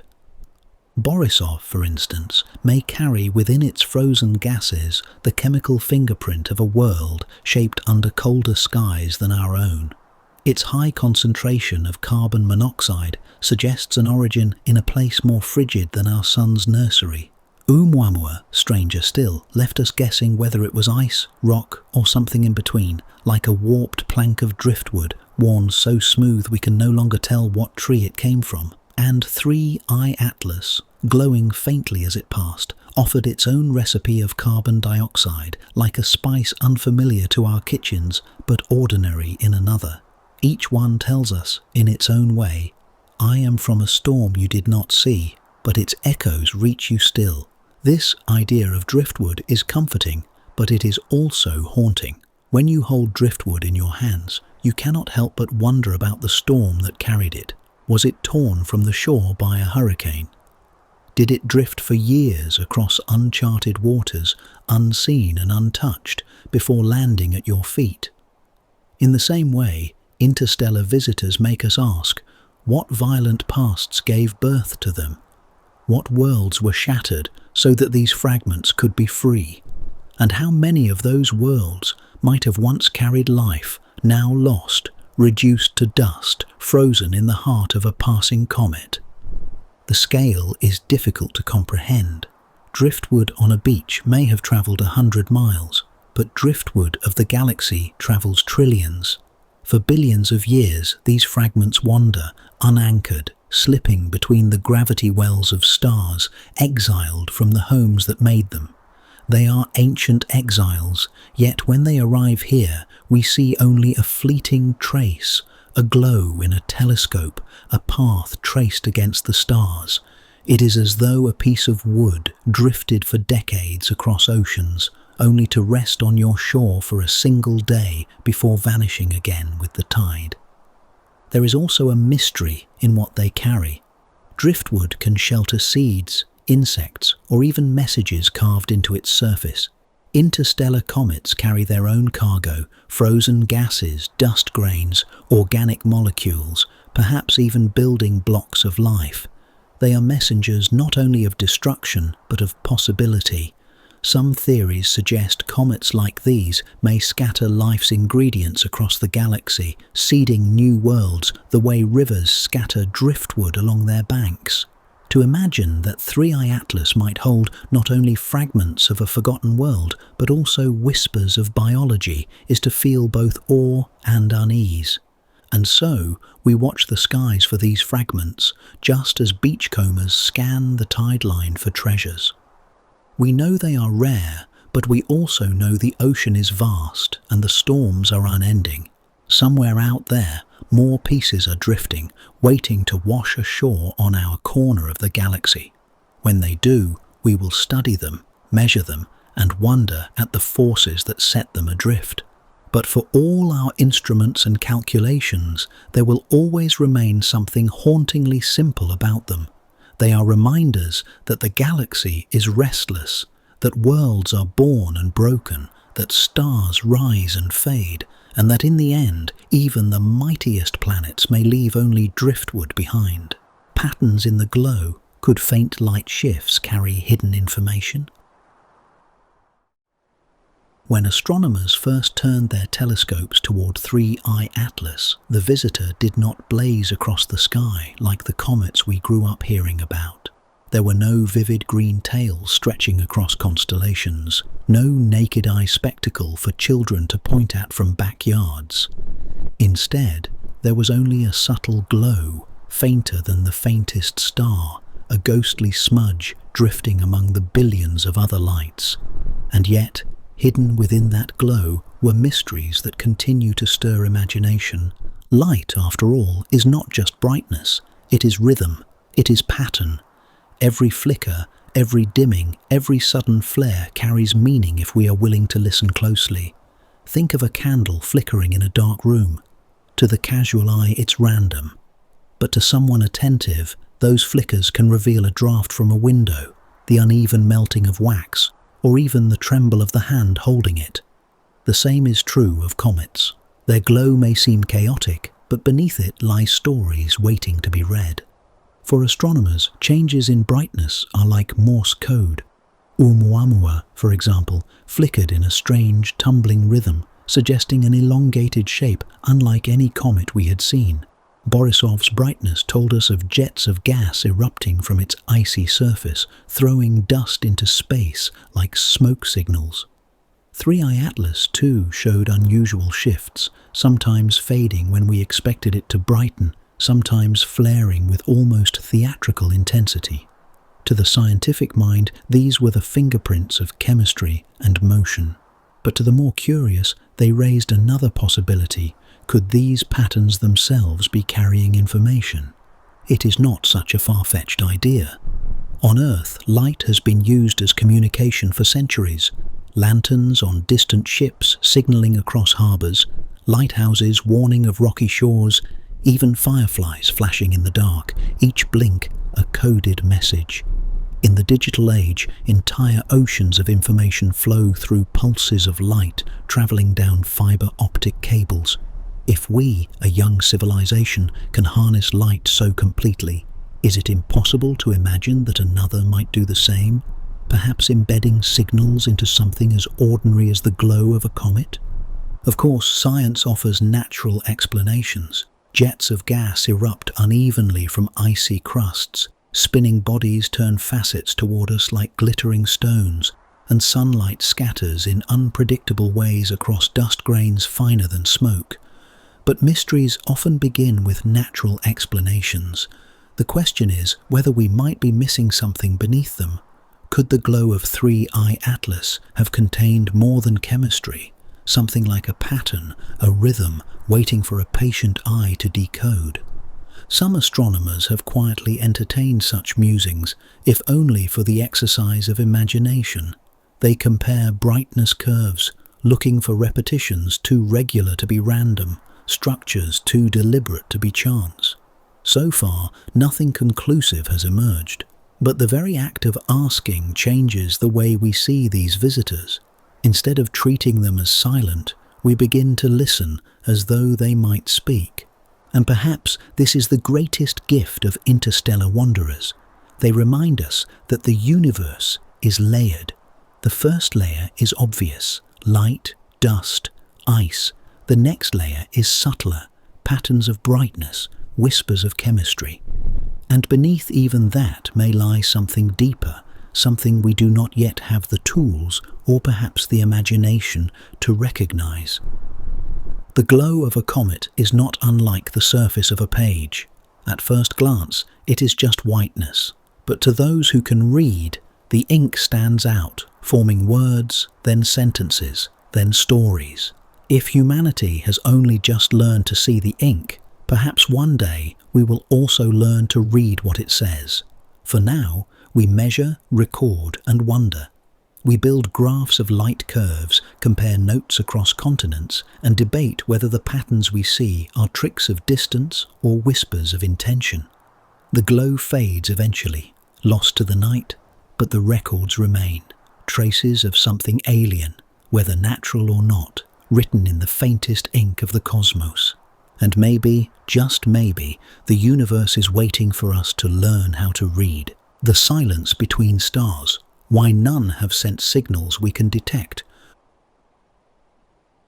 When an interstellar visitor like Oumuamua or 3I Atlas drifts into our solar system, the first instinct of many is to wonder, is it trying to tell us something? We point radio telescopes toward it, scanning for signals, listening for any hum of artificial origin, and time after time we are met with the same result: silence. A silence so deep it almost feels intentional, like a door closing just as we lean in to listen. Silence in space is not empty though. It is thick, vast, and alive with mystery. Imagine standing in a forest at night. You expect crickets, owls, the shuffle of unseen animals, but instead you hear nothing, not even the wind. That stillness carries weight. It tells you that something is happening, though you may not yet understand what. The same is true when we turn our ears to the stars and hear only quiet. The simplest explanation is distance. The galaxy is staggeringly vast, with stars separated by light years of emptiness. A signal sent from one world to another spreads thin as it travels, like ripples in a pond, fading before they reach the far shore. By the time it reaches us, it may be too faint to detect, or perhaps it has not reached us yet at all. The light from some stars we see tonight began its journey before the first cities were built on Earth. How many signals might still be crossing that gulf, unseen, unheard? Another explanation is time. Civilizations, if they rise, may shine like lanterns for only a moment before fading again. They may burn out in wars, in disasters, or simply in the slow erosion of time. We may have missed them, or perhaps we are too early. Humanity may be like a lone camper, staring into the dark woods, wondering why no other fires are visible, forgetting that most fires burn down quickly, leaving only ashes behind. But silence can also be a choice. Some thinkers call this the dark forest idea, that civilizations may hide deliberately, fearing predators in the cosmic night. If you were lost in a forest, would you shout loudly, hoping someone kind hears you? Or would you stay quiet, aware that not every listener has good intentions? In this view, the silence we hear is not absence, but caution. The galaxy may be full of listeners, but few who are willing to speak. And then there is another possibility, one more humbling. Perhaps we are simply not listening in the right way. Maybe signals are there, written in patterns we cannot yet recognize, encoded in media we do not yet understand. To a bird, the hum of a radio tower is meaningless. To us, it carries voices, music, and stories. Could we be like the bird, surrounded by messages we have no way to decode? When interstellar objects pass by, silent, indifferent, mysterious, we cannot help but wonder if they are part of this quiet. 3I Atlas did not hum with radio waves. Oumuamua sent no pulses across the void, but their very presence spoke volumes. They told us that stars throw debris into the galaxy, that fragments of distant worlds wander endlessly, and that our solar system is not as isolated as it feels. Their silence, in a way, was its own message. We are not alone in this motion. There is a strange comfort in this quiet, for even though the stars have not yet spoken in ways we can understand, the universe still places these visitors at our doorstep. It is as though the galaxy whispers not in words, but in gestures, sending us driftwood from storms we never saw, relics from suns we will never touch. Perhaps that is communication enough for now. The fragility of time, why billions of years of survival may matter more than size.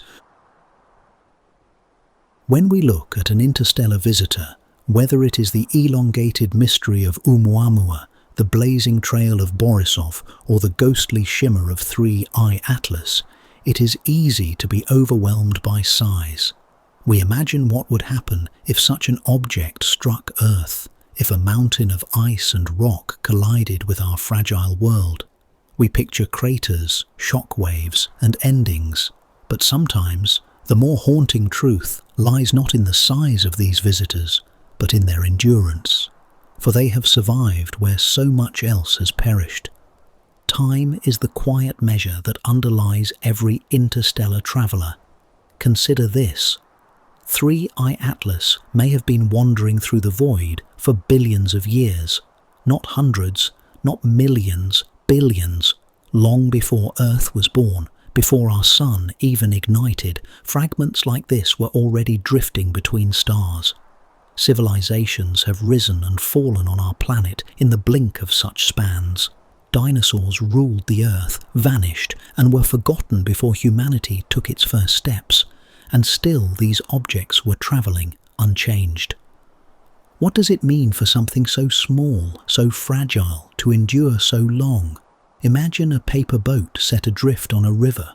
Most would sink within minutes, soaked and shredded by water. But suppose one survived, carried not just down a stream, but across oceans, through storms, around the world, lasting years beyond expectation. That survival would make the boat extraordinary, no matter how small it was. Interstellar comets are like that. They are the paper boats that somehow never sank. In space, survival is not simple. The void is not gentle. Cosmic rays batter every surface. Collisions lurk in the dark, from dust grains to massive asteroids. Gravity pulls and slingshots, threatening to tear fragile objects apart. Yet somehow, these wanderers endure. They freeze, they harden, and they slip silently across gulfs of emptiness that would shred most things to dust. Their very survival is testimony to the strange resilience of matter when time itself becomes the only companion. And perhaps this survival matters more than size. A mountain can crumble in centuries, an empire can vanish in decades, but a frozen fragment, if cast just right, can last longer than entire star systems. That endurance tells us something profound about the universe, that permanence is not in strength but in patience. 3I Atlas is not remarkable because it is large. It is remarkable because it is still here, still whole, after storms and collisions and radiation that would have erased almost anything else. There is another layer to this mystery. If such fragments can endure for billions of years, they can act as messengers across not just distance, but time. They are not just relics from other stars, they are relics from other eras. When we observe them, we are not just seeing a traveller from far away, but from long ago. Studying them is like finding a letter in a bottle, tossed into the sea not decades, but eons before. The hand that wrote it is gone, the world it came from may no longer exist, and yet here it is, floating before us. This fragility of time is something we often forget in our daily lives. We measure in minutes, hours, years, but the universe measures in epochs. To hold in our telescopes a fragment that has lasted longer than our species has existed is humbling. It reminds us that size is an illusion of importance. What truly matters is the ability to endure, and endurance too has its own kind of fragility. Each comet that enters our solar system risks destruction. The heat of the sun can break them apart as ice boils away into nothingness. A stray encounter with Jupiter's gravity can tear them from their paths. Each survivor we see is only a fraction of those that were lost. The fact that 3I Atlas made it into our view at all is almost miraculous, like catching sight of a single snowflake that managed to drift through a fire and remain whole. So when we look at interstellar visitors, we must look beyond their size, beyond their brightness, beyond the brief fear of impact. We must see them for what they are, survivors of time itself. Their greatest power is not destruction, but testimony. They show us that even in a violent, restless galaxy, endurance is possible, that fragments can outlast worlds, that silence can carry across billions of years, and in that realization we catch a glimpse of something both unsettling and comforting. For if a comet can survive the storms of the galaxy, perhaps so can other things. Fragments of life, fragments of stories, fragments of civilizations. Perhaps endurance is the truest form of presence in the cosmos. And so, as 3I Atlas drifts onward, its glow fading into the night, we are left not with the fear of its size, but with awe at its survival. It has crossed more time than we can truly imagine, and in doing so, it reminds us of our own fragility. Not because we are small, but because our moments are brief compared to its eternal voyage. Echoes of civilizations. What if they were built by those who no longer exist? There is a strange chill that comes when we look at objects like Oumuamua, Borisov, or 3I Atlas, and ask ourselves a question few dare to voice. What if they are not natural at all? Most astronomers, cautious by training, turn quickly to the safety of ice and dust. They see the glow, the faint tails, the curious trajectories, and explain them with physics and chemistry. But imagination lingers, as stubborn as a shadow. For what if these visitors are not just fragments of broken worlds, but echoes of something once alive, built, designed, sent into the dark by civilizations long since gone? It is not impossible. Humanity itself has already begun launching its own echoes. The Voyager probes, golden records affixed to their sides, drift now beyond the edge of our solar system. They carry voices, music, and maps, signs of a small civilization daring to declare its presence to the stars. Thousands of years from now, long after Earth's cities have crumbled, and perhaps even after our species has vanished, Voyager will still wander, silent and intact, a machine without makers, an artifact without context. Imagine then some distant astronomers discovering it, puzzling over its strange shape, wondering whether it is natural or artificial. Could 3I Atlas, or something like it, be another culture's Voyager? A relic so old that its creators are gone, their worlds burned out, their suns collapsed.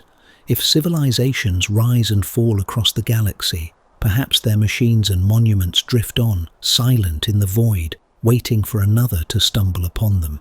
Not as ambassadors anymore, but as gravestones. The unsettling beauty of this thought is how ordinary the objects might appear. To us, Voyager looks clearly like a machine, a dish, an antenna. But time is a relentless sculptor. Billions of years of radiation, collisions, and dust might wear even the most elegant design into something unrecognizable, smooth, fractured, disguised as a comet or an asteroid. The only hints left might be in its motion, its chemistry, or its strange flickers of light. To us, it looks like driftwood. To them, it was once a ship. History on Earth offers echoes of this same story. Archaeologists uncover ruins swallowed by forests, stone tools buried in soil, pottery fragments at the bottom of rivers. The makers are gone, their voices silent, yet their objects remain. Sometimes all we can do is speculate about their purpose, their meaning.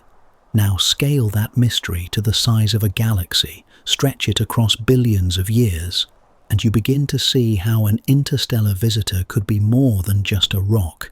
It could be the last whisper of a people we will never know. Even silence carries weight in this context. When Oumuamua passed, we listened for radio signals. None came. But what if that silence was not proof of absence, but the echo of an ending? A message never meant for us, or a beacon long since gone dark. In its quiet, it may still be speaking, not to us, but about its creators, about the fact that they were. And perhaps this is what makes interstellar visitors so haunting. They are not only reminders that the galaxy is full of worlds, they may also be reminders that worlds can end, that civilizations can vanish, that their only legacy may be the fragments they cast into the void, drifting on as mute testimony. 3-Eye Atlas, faint and fragile as it seemed, could then be more than ice. It could be an artifact older than our sun, a relic of builders whose names we will never know.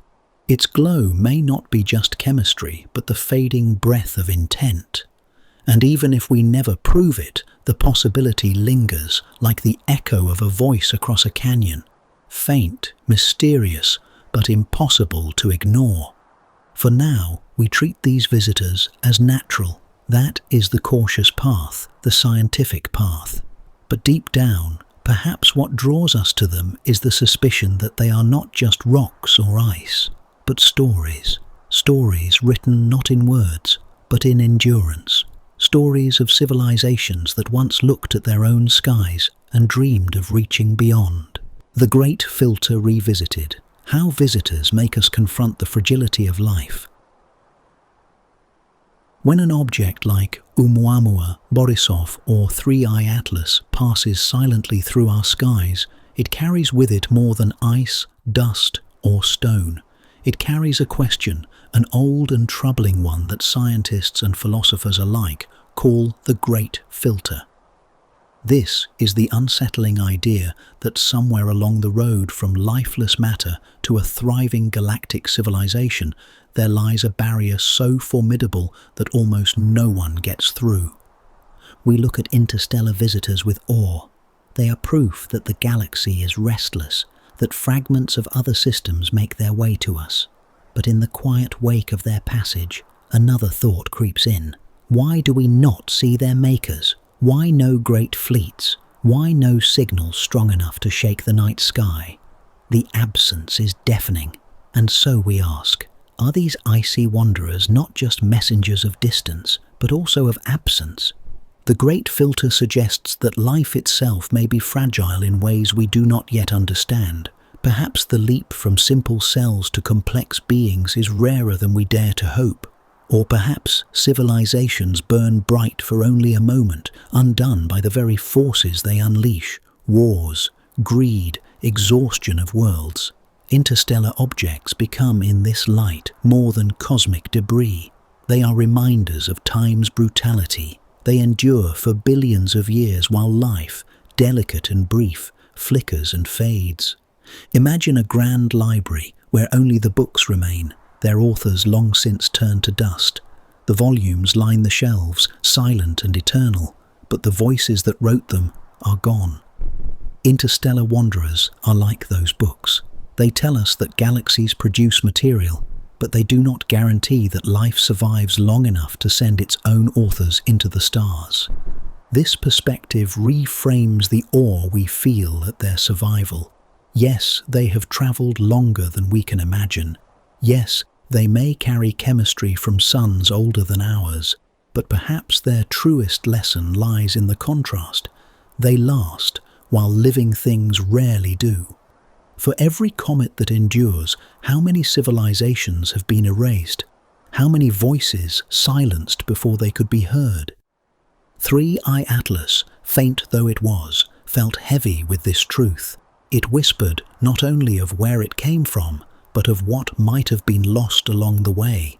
It forced us to hold two truths at once: that survival across billions of years is possible for matter, and that such survival is far less certain for life.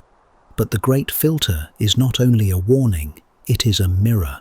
It asks us to look at ourselves, at our moment in history, and wonder, are we before the barrier or past it? Are we one of the few lucky sparks that will endure, or just another brief light destined to go out? Perhaps this is why interstellar discoveries strike such a chord in us. They are not just scientific curiosities, they are quiet reckonings. They remind us that the universe may be filled with wreckage, with survivors of storms that no longer rage, with fragments of worlds whose voices will never speak again. And yet, there is also a strange kind of hope in this. For if we can see them, if we can study them, it means we are here, still here, long enough to wonder, long enough to ask whether we might be different, long enough to imagine that one day we might not just watch these visitors drift by, but send our own travelers out into the void, carrying not silence, but stories. In that way, the great filter is not just about endings, it is also about beginnings. The question it leaves us with is not only whether life is fragile, but whether fragility can be overcome. Whether, in the long arc of time, we might prove as enduring as the comets that slip past our skies. The dark forest, waiting. Could they be scouts in a dangerous universe? There is a thought so chilling, so unnerving, that once heard it cannot be forgotten. It is the dark forest hypothesis. Imagine the universe as a vast forest at night. Every civilization is a hunter, moving silently among the trees. Each holds a light, a fire, a voice they might wish to call out with. But they do not, because in a dark forest, the first to reveal themselves may not survive. When interstellar visitors like Oumuamua, Borisov, or 3I Atlas glide through our solar system, it is easy to see them as random debris, aimless travelers carried by gravity and chance. But in the stillness of their passage, another possibility lurks. What if they are not random at all? What if they are scouts, silent watchers in a forest too dangerous for open speech? The idea is unsettling because it redefines silence. We have long wondered why the stars do not sing with signals, why no great civilizations announce themselves. Perhaps the silence is not absence, but caution. Perhaps the galaxy is alive with listeners, each too fearful to speak. And what better way to listen than to send scouts, small, unobtrusive fragments, drifting like leaves, unnoticed except by those they are meant to observe. A comet makes a perfect disguise. To us, 3I Atlas looked like ice and dust. It flared, faded, and followed the predictable rules of physics. But what if beneath that cloak of chemistry lay something else? Sensors, instruments, a seed of technology buried deep. We dismiss such thoughts as science fiction, but then we remember. Earth, too, has already begun seeding the void with machines. Probes like Voyager, New Horizons, and Pioneer are outward-bound scouts of our own making, designed to observe, to record, to survive where we cannot. Why should we believe we are the first to think of it? Even natural objects can serve as scouts if someone clever enough uses them. Imagine harnessing the inertia of a comet, letting it drift as camouflage while instruments lie dormant within. Billions of years later, it might pass through a solar system like ours, unnoticed by most, but carefully measuring, quietly listening, its disguise perfect, its intent invisible.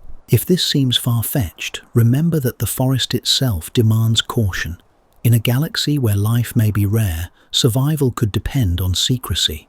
To call out might be to invite danger. To listen silently might be the only safe strategy. And so perhaps, when Oumuamua spun past, when 3I Atlas glowed faintly, they were not just rocks, but eyes. The dark forest paints a universe that is neither empty nor friendly, but tense, watchful, waiting. Each interstellar visitor becomes in this light not just a curiosity but a question. Who sent it? Was it random chance that placed it in our path, or was its course chosen? Was it only driftwood from storms we cannot see, or was it driftwood carved into shape? Even if they are natural, their silence still fits the metaphor. They arrive, they pass, they vanish, no signals, no noise, only observation, and we are left wondering if we too should remain quiet. For what if the forest is listening? There is a peculiar mix of fear and wonder in this thought. Fear because it suggests we are not alone and that being noticed may be dangerous. Wonder because it places us in a story larger than ourselves, a story of civilizations hiding in shadows, watching, waiting, surviving across time we cannot yet imagine. And so, when the next interstellar visitor appears, we may not just ask what is it, but who is it? Is it a rock, a relic, a scout, or something else entirely? The forest remains dark, the visitors keep coming, and somewhere perhaps other eyes are watching us watch them. When nature deceives, past cosmic mysteries once mistaken for intelligence, the human mind is a pattern seeker. We look up at the stars and cannot help but trace constellations, connecting points of light into hunters, bears, and swans. It is the same instinct that makes us hear a whisper in static, see faces in clouds, or imagine intent in the silent passing of a comet. But sometimes this instinct collides with the universe in unsettling ways. Moments when natural phenomena appear so strange, so precise, that we mistake them for intelligence. The history of astronomy is filled with such deceptions. One of the most famous unfolded in 1967, when Jocelyn Bell Burnell, a young graduate student, detected a series of rapid, repeating radio pulses unlike anything ever recorded. The signal was precise, steady, and so regular it was nicknamed LGM1, Little Green Men. For a brief moment, some wondered if this was it, the first sign of another civilization. Yet the truth was less dramatic, but no less wondrous.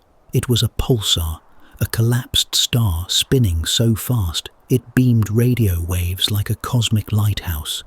That discovery humbled us. Nature, it seemed, was capable of producing rhythms that mimicked machines. What we had thought could be intelligence was in fact a dead star, its heart still pulsing across light years. And yet, that story lingers not because it was a mistake, but because it revealed something profound. The universe is stranger than our imaginations, and sometimes its strangeness echoes our own creations. Other examples abound. For centuries, the canals of Mars were believed to be evidence of an ancient civilization, carefully irrigating their world. Telescopes of the time revealed faint, straight lines across the planet's surface. They looked deliberate, engineered. The idea of Martians building great works gripped the public imagination. But as telescopes improved, the lines dissolved into optical illusions, mere tricks of the eye and the brain, straining to find order where none existed. Even today, our instruments sometimes deceive us. In 1977, a strong narrowband radio signal was detected by the Big Ear Radio Telescope in Ohio. It was so unusual that the astronomer Jerry Amon circled it on the printout and scribbled the word "wow" in the margin. The "wow" signal remains unexplained to this day. Was it a passing satellite, a reflection of Earth-based interference, or something else entirely? We still do not know, but the fact that it has never repeated leaves most scientists to conclude it was natural, or at least accidental. This tendency to see intelligence in the cosmos is not a flaw, it is a survival trait. On Earth, assuming the rustle in the grass might be a predator kept our ancestors alive. Better to imagine a lion that isn't there than to miss the one that is. In the same way, when we look at interstellar visitors like 3I Atlas, our minds are quick to ask, what if it is more than it seems? And yet, as history shows, most mysteries reveal themselves as natural in time. Pulsars, quasars, gamma-ray bursts, phenomena once so baffling that intelligence was considered, are now understood as the handiwork of physics, not civilizations. The lesson is not that we should dismiss the strange, but that the line between nature and intention is thin and easily blurred. But perhaps there is something deeper here. If the universe can produce signals that mimic intelligence, objects that look like machines, and patterns that resemble messages, what does that tell us? Maybe the fabric of reality itself is tuned to generate echoes of order. Maybe intelligence is not an outlier, but a reflection of structures that already exist in nature. When we mistake a pulsar for a beacon, perhaps it is not entirely a mistake, it is recognition that in some ways our minds and the cosmos are cut from the same cloth. So when 3I Atlas flares in unexpected ways, or when Oumuamua spins like no comet we have ever seen, it is natural to wonder, are we being deceived by nature again, as we were with pulsars and Martian canals? Or are we standing at the threshold of something that really is intentional? The only certainty is that we cannot yet know. The universe has a long history of tricking us, of dangling mysteries just beyond reach, of showing us rhythms that sound like voices and shapes that look like designs. And yet, in those moments of deception, we glimpse just how little we truly understand. Relics of galactic history, how they preserve chemistry from an earlier Milky Way. When we look at an interstellar visitor like 3I Atlas, it is tempting to see only the surface, the faint glow of a tail, the icy gases it exhales, the fleeting streak across the sky. But what makes such objects truly extraordinary is not just their appearance, it is their age. These wanderers are not simply travelers from other star systems. They are relics, time capsules carrying chemistry written billions of years ago, back when the Milky Way itself was still finding its shape. Think of a tree ring, the way each band preserves the memory of a season long past. The droughts, the floods, the years of abundance and hardship. Comets are much the same. They are frozen archives, their layers of ice and dust capturing the conditions of the environment where they formed. Only, instead of decades or centuries, their rings stretch across cosmic epochs. 3I Atlas may have condensed out of a cloud of gas and dust before our sun even existed. It is possible that the atoms locked in its body once swirled near stars that lived and died long before Earth was born. The Milky Way has not always been the calm spiral we see today. Billions of years ago, it was a place of collisions, mergers, and violent upheavals.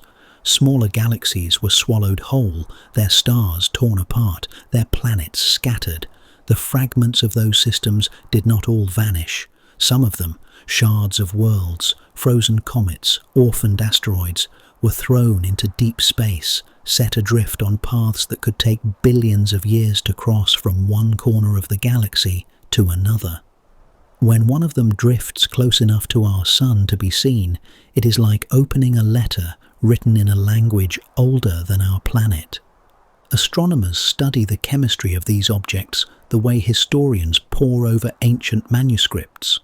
The ratios of gases, the presence of rare molecules, even the isotopes within their ice can tell us about the star that once warmed them, about the conditions of their home system, about whether that system was rich in carbon, poor in oxygen, or touched by the ashes of a supernova.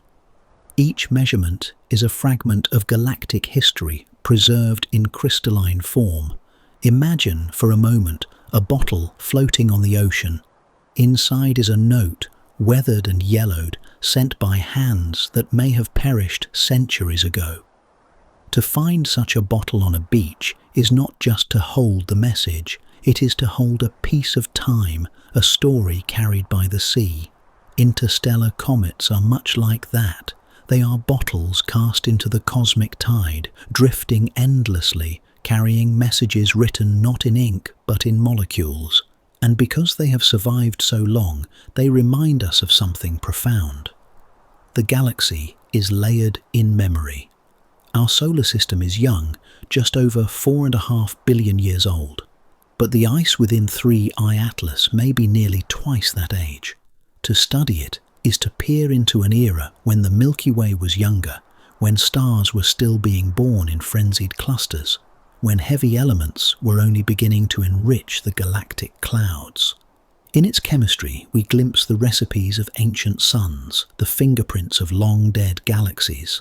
The mystery deepens when we realize how rare it is for us to see them.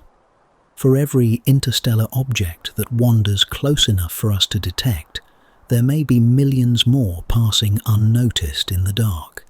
Each one is a relic, a silent historian carrying testimony of places we will never visit. Together, they form an invisible archive scattered across the galaxy, more complete than any library, but written in a script of dust and frozen gas.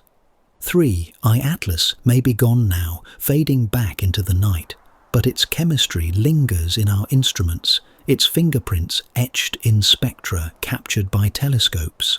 Those traces are more than numbers, they are pieces of a story older than Earth. They are reminders that the galaxy is not just stars and planets, but ruins, fragments, survivors. And each time one of these relics arrives, it is as if the past itself has come knocking, uninvited but full of secrets. Cosmic archaeology, treating them as artifacts, not just comets. To many people, a comet is just a ball of ice and dust, picturesque, yes, but simple.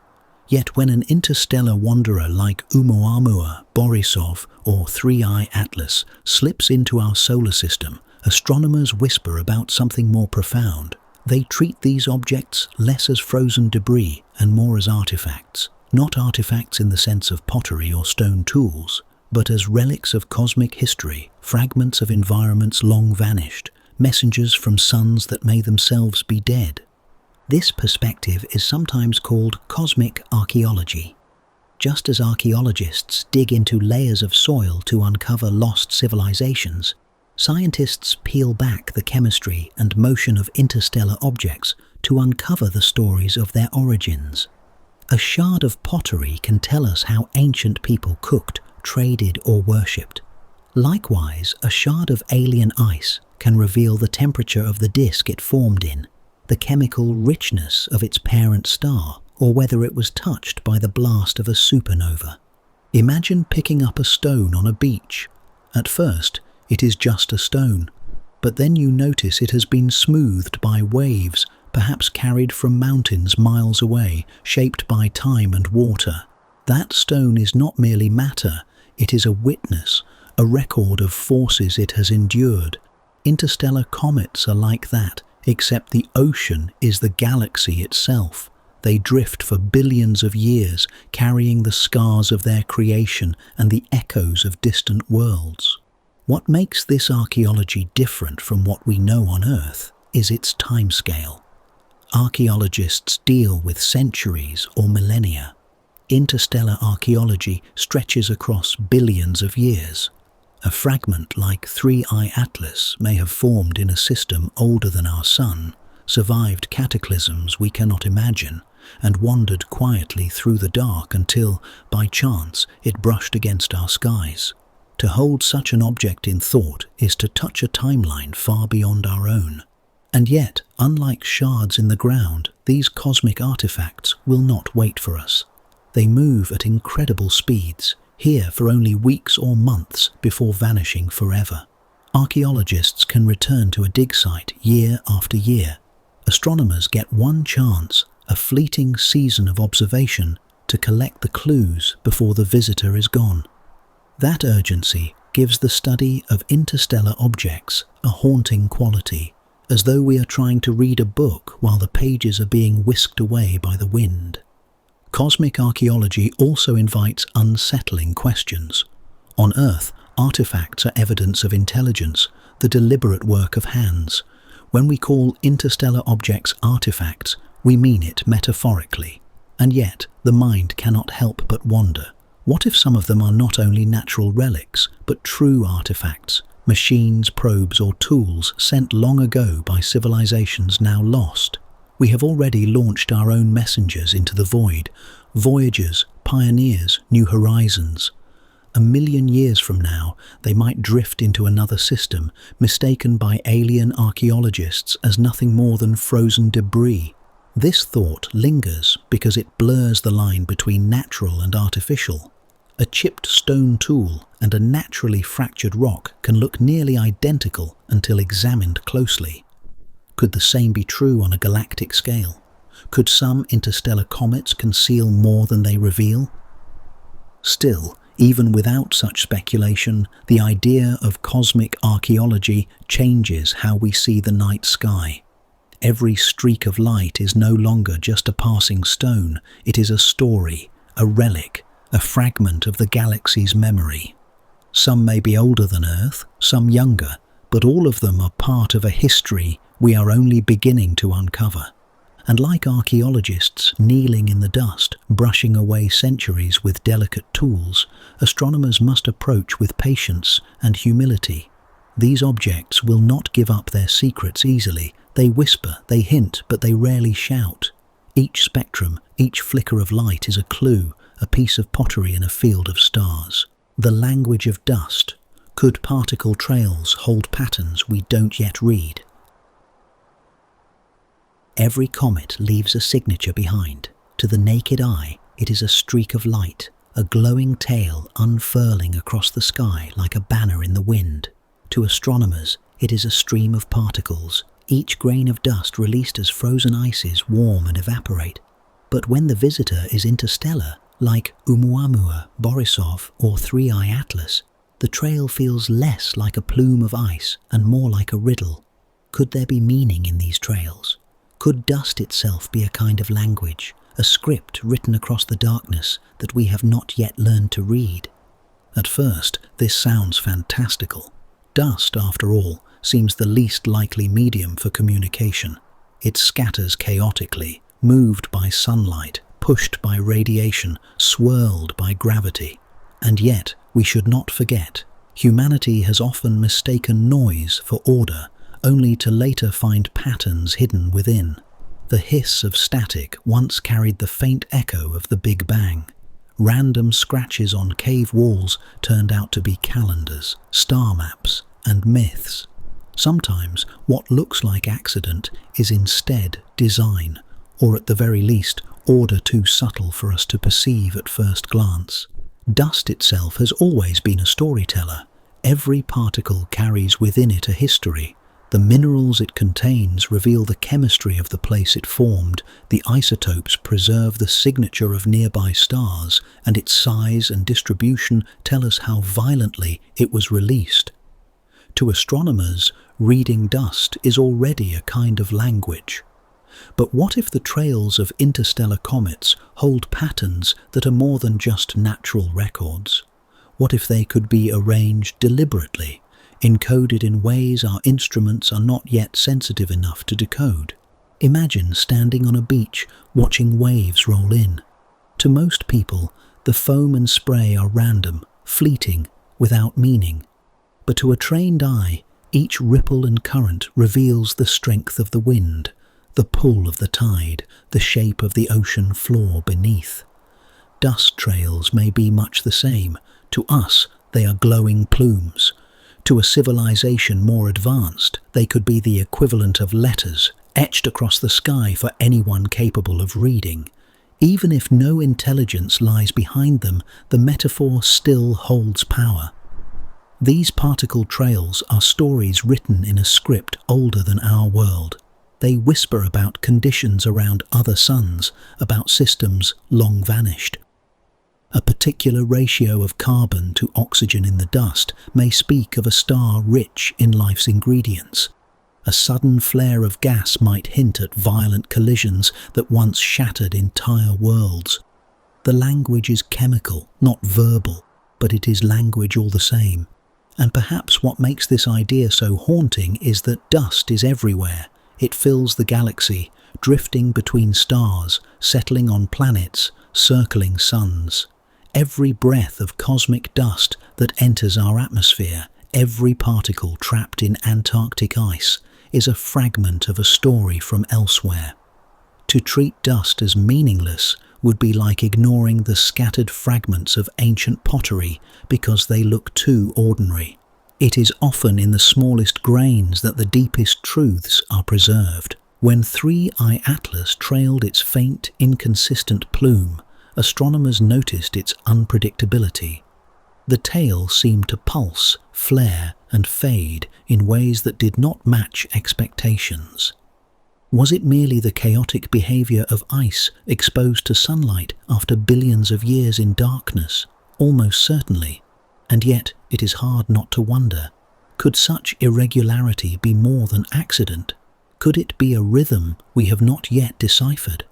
A rhythm we dismiss as noise, the way early astronomers once dismissed the regular pulses of a neutron star before realizing it was a pulsar, a cosmic lighthouse shining with perfect timing.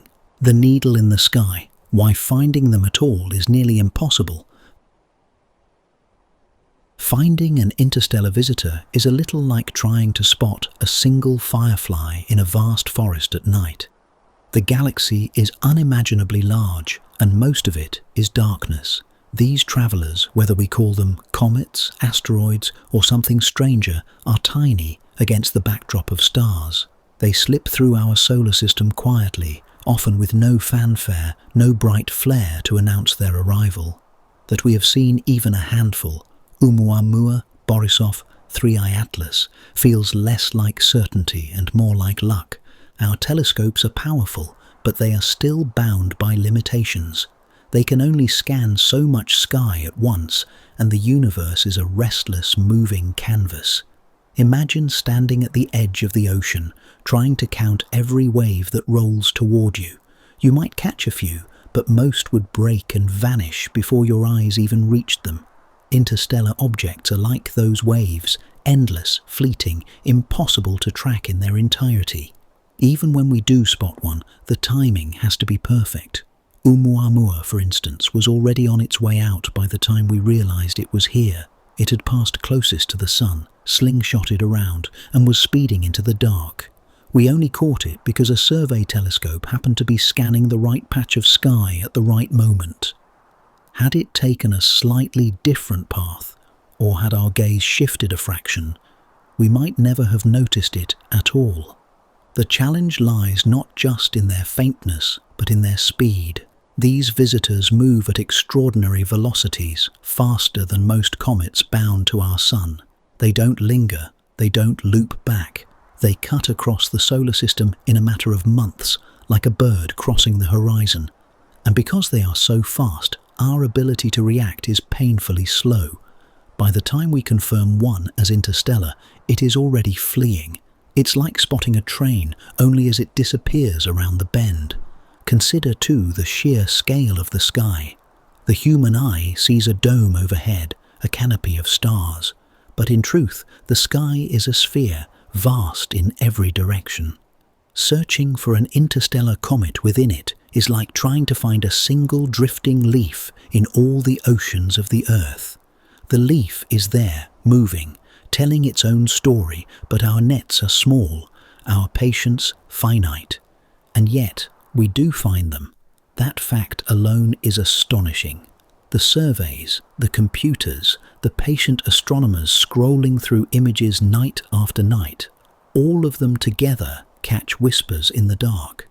It reminds me of how people once tracked ships from distant horizons. A faint sail against the light, barely visible, but enough to signal a presence. Each detection of an interstellar object is like seeing that sail, a reminder that we are not alone on this ocean of stars. But how many have we missed? How many silent visitors passed through the solar system before we had the tools to even notice them? In the centuries before telescopes, countless must have come and gone, flaring briefly in the sky, mistaken for ordinary comets, their true origins lost to time. Even now, with all our technology, it is likely we are still missing most of them.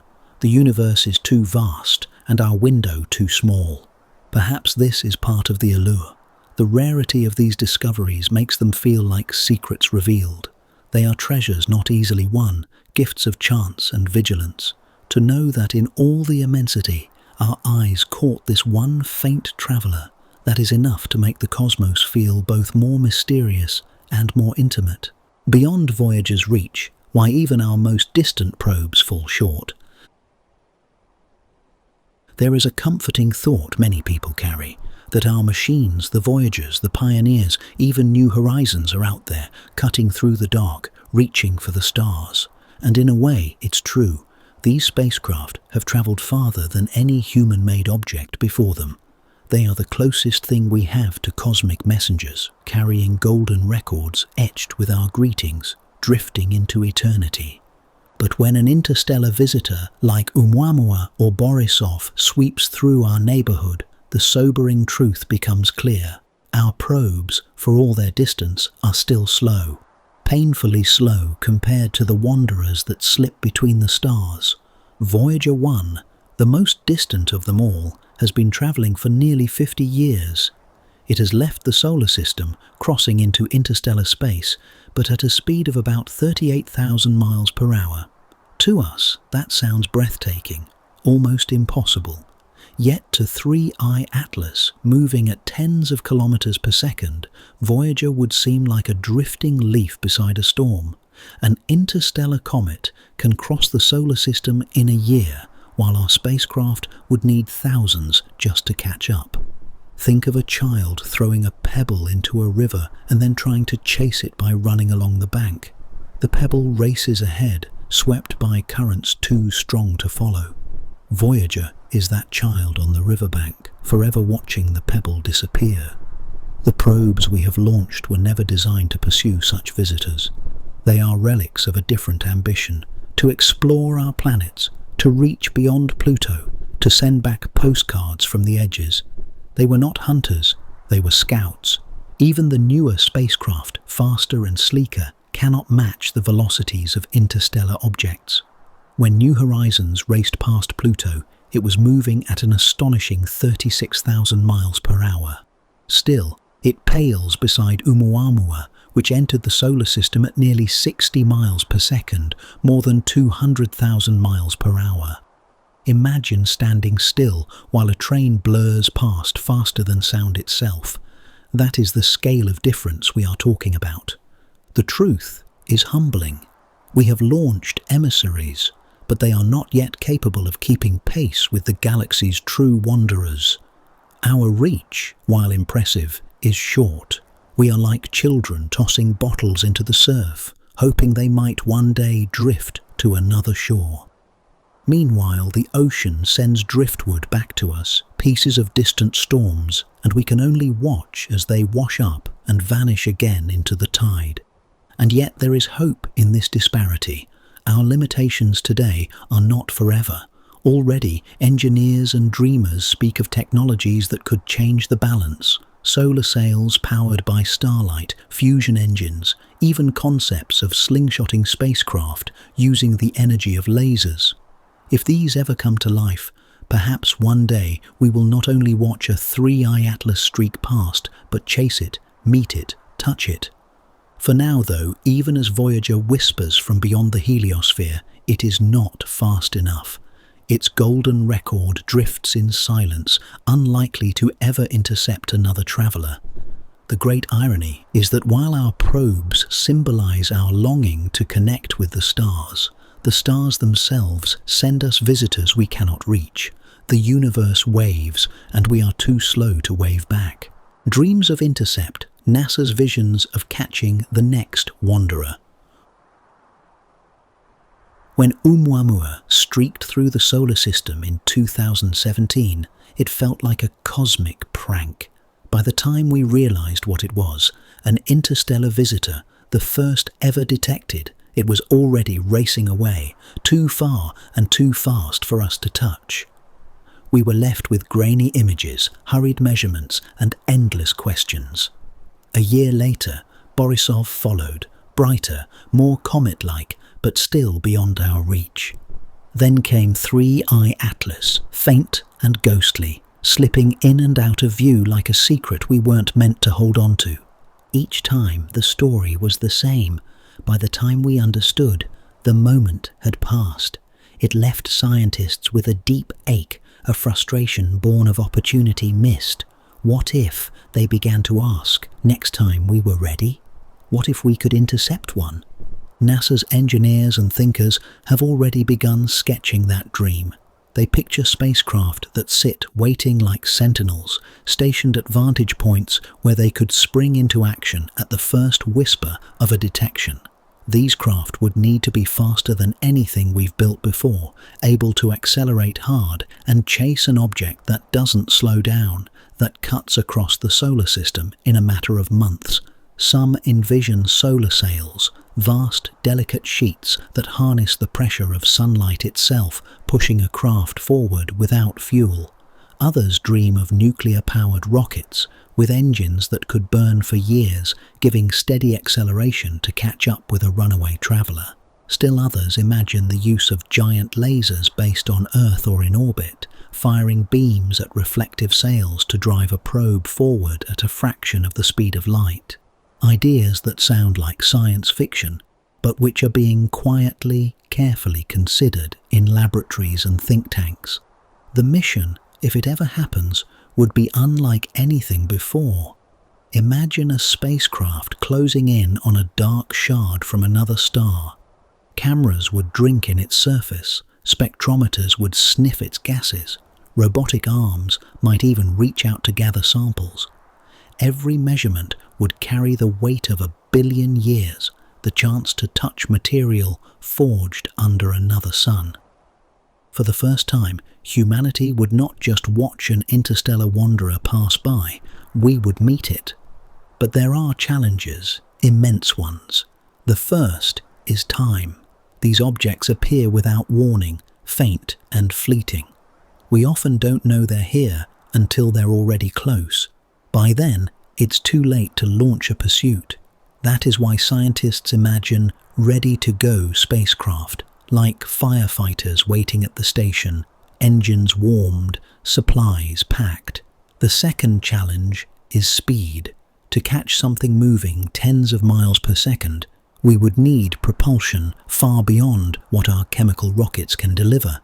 That is why so much of the conversation turns toward new engines, new sails, new methods.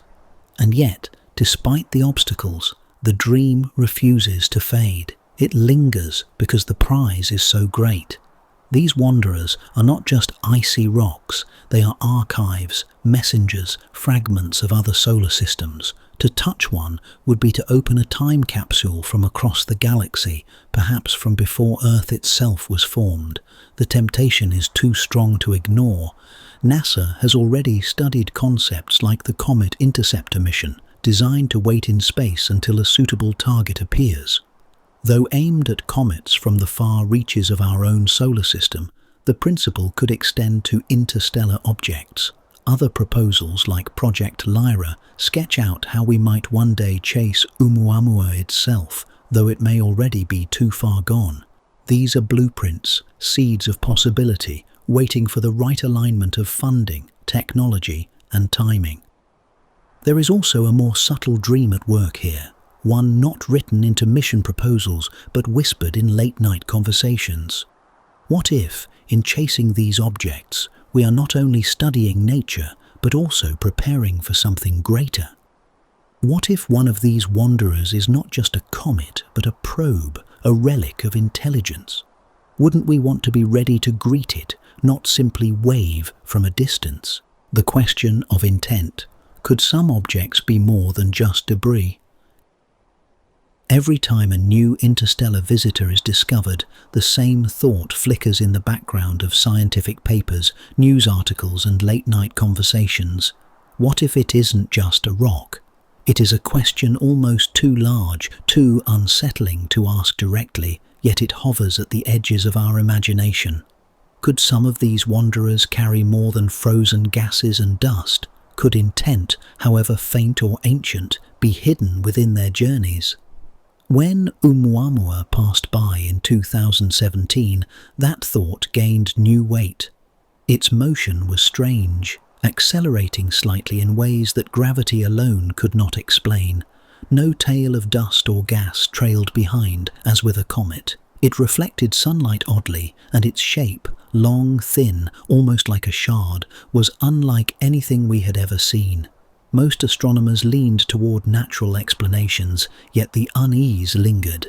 What if it was more than nature? What if it was something left behind, drifting through the galaxy, not as debris, but as design? To picture this, imagine walking along a beach after a storm. Among the driftwood and seaweed, you spot something carved, an edge too sharp, a line too precise. At first, you think it's accident, but then you notice balance, proportion, something that feels deliberate. That is the feeling Oumuamua stirred. Not proof, not certainty, but a whisper of intent behind the chaos. And it wasn't the first time we've wrestled with this. History is filled with moments when nature fooled us. Pulsars, the rapidly spinning remains of collapsed stars, were once nicknamed LGM, little green men, because their regular signals seemed like beacons. They turned out to be natural, and yet, for a brief moment, astronomers allowed themselves to wonder. The same could be true of these interstellar visitors. Perhaps they are only ice and stone, but what if some are not? What if some are messengers designed to look like debris, slipping unnoticed between worlds?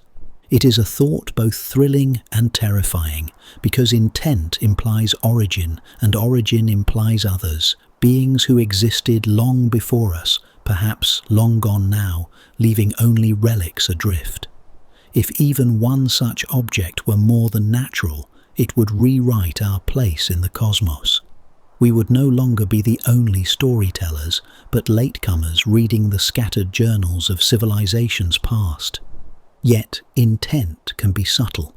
It may not come in the form of radio signals or glowing lights. It could lie in the choice of trajectory, the way an object drifts near habitable systems as if taking a survey. It could be hidden in chemistry, patterns too regular to be accident, or it might be encoded in dust, as though the tail of a comet were writing across the stars. Most astronomers, cautious and disciplined, resist this line of thought. They stress natural explanations, and wisely so. The universe is already strange enough without adding ghosts of intelligence where none exist. But beneath the caution, there is curiosity, because if intent is possible, even in one case, then every interstellar object carries a second question alongside its chemistry and speed. Is someone speaking here, or is this silence absolute? And perhaps that is what makes these visitors so haunting. They arrive unannounced, indifferent, and then they leave. We watch them go, too slow to follow, and we are left with our instruments buzzing, our data incomplete, and our imaginations restless. In the absence of certainty, intent lingers as a possibility. And possibility is sometimes more powerful than proof. So we keep looking. With every faint streak of light, every new trajectory plotted, we wonder, not only what is it, but also why is it here? For in the great silence of the galaxy, even the smallest hint of purpose feels like a voice calling across the dark. The fragile mirror, how they reflect our own smallness beneath ancient skies. When an interstellar visitor like Oumuamua, Borisov, or 3I Atlas drifts through our skies, it doesn't just raise questions about astronomy, it raises questions about us. These objects, older than Earth itself, carry the weight of billions of years, and yet they appear small, mere specks of ice or stone against the blackness of space. But in their presence, we see something more. They act as mirrors, fragile and fleeting, showing us our own scale beneath the ancient canopy of stars. Think about standing in a desert at night. The air is still, the sand stretches endlessly, and above you the sky blooms with stars. In that moment, it is impossible not to feel small. The interstellar travelers do the same, but in a deeper way.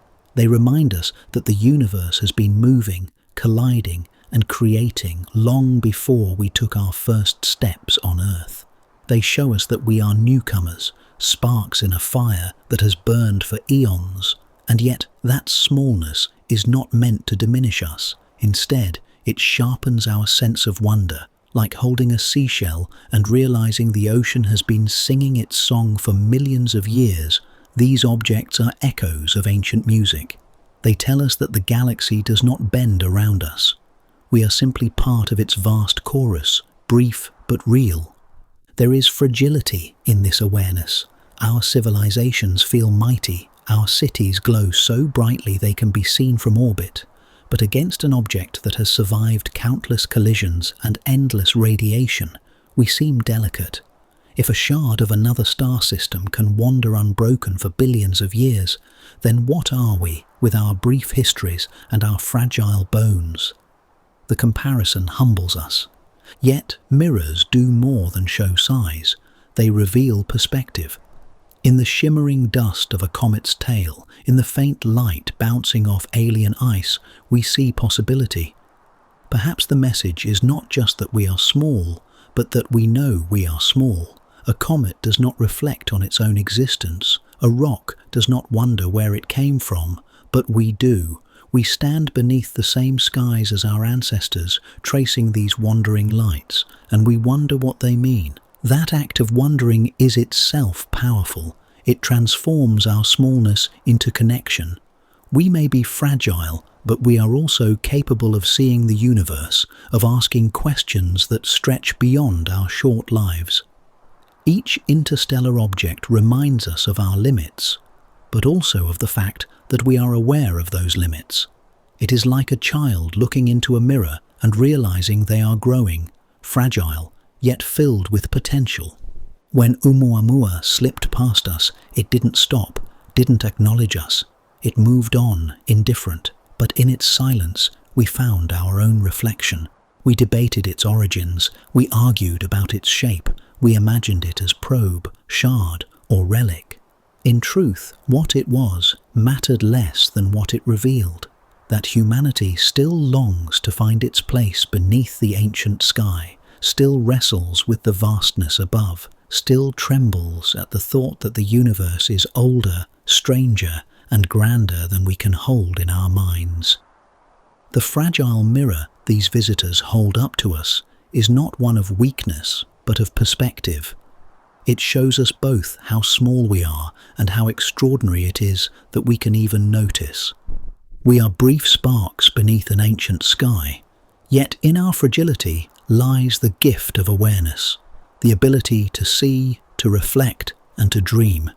And as each visitor fades into the distance, the mirror lingers, not in the sky, but within us. It leaves us wondering what the next reflection will show and whether we are ready to face it. The door left open, why every passing visitor leaves us waiting for the next. There is something haunting about the way interstellar visitors arrive and then vanish. They slip in quietly, reveal themselves for only a short while, and then are gone forever, onward into the black, never to return. Oumuamua gave us just weeks of observation before it became too faint to track. Borisov lingered longer, glowing like a proper comet, but even it soon faded from our reach. 3I Atlas was more elusive still, a faint ghost glimpsed between the glare of stars and the interference of the sun. Each one passed, leaving behind only questions, data points, and speculation. And yet, after each departure, something curious remains. A door, unseen, intangible, feels as if it has been left open. These wanderers are not simply objects, they are invitations. Each one tells us, in its fleeting presence, that the galaxy is not empty, that fragments of other suns, other worlds, other times can and do pass through our neighborhood. And with that knowledge comes anticipation.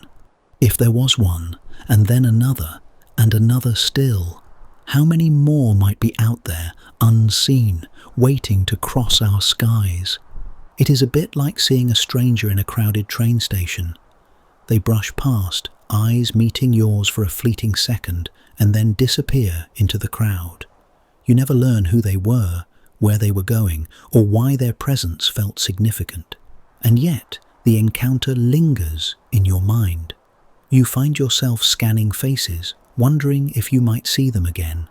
Interstellar objects create that same lingering sensation. They stir the imagination, then vanish, leaving us forever looking upward for the next sign. The door they leave open is not just one of science, but of wonder. What lies beyond our reach? How many of these travelers have already slipped by, too faint for us to notice? Astronomers suspect the answer is many, countless in fact. Perhaps dozens pass every year, unseen, lost against the glare of stars or the blinding presence of the sun. What we've caught so far may be only the rare few lucky enough to be noticed. Like driftwood washing ashore, these are not the whole storm, only the scattered reminders that storms exist. And so, each detection feels like the start of something. Even as the visitor fades, we are left with new questions, sharper instruments, better surveys. Telescopes scan wider, faster, deeper. Missions are planned not for today, but for the chance that tomorrow the next one might appear. It is a kind of cosmic patience, an understanding that the galaxy does not work on human schedules, but that the door will open again sooner or later. There is also a more unsettling sense that lingers. If these are only the ones we've seen, what about the ones we've missed? Could something larger, stranger, or more dangerous pass without our knowing? The door swings both ways. It lets wonder in, but also unease. For every interstellar object is a reminder that the universe does not ask permission before sending guests into our skies. And yet, perhaps that is the beauty of it. The open door means we are part of something ongoing, something restless and alive. The galaxy is not a quiet museum where stars sit frozen and planets stay bound forever.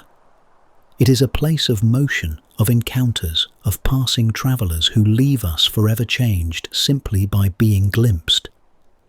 The next visitor could be weeks away or centuries. It might be a faint rock, unnoticed except by the most careful survey, or something brighter, stranger, impossible to ignore. We cannot know, but we do know this. Once the door has been left open, it cannot be closed again. The sky itself reminds us that more is coming, and so, with every passing wanderer, we are left not only with data and mystery, but with expectation, our gaze fixed upward, waiting for the next knock at the threshold of our world.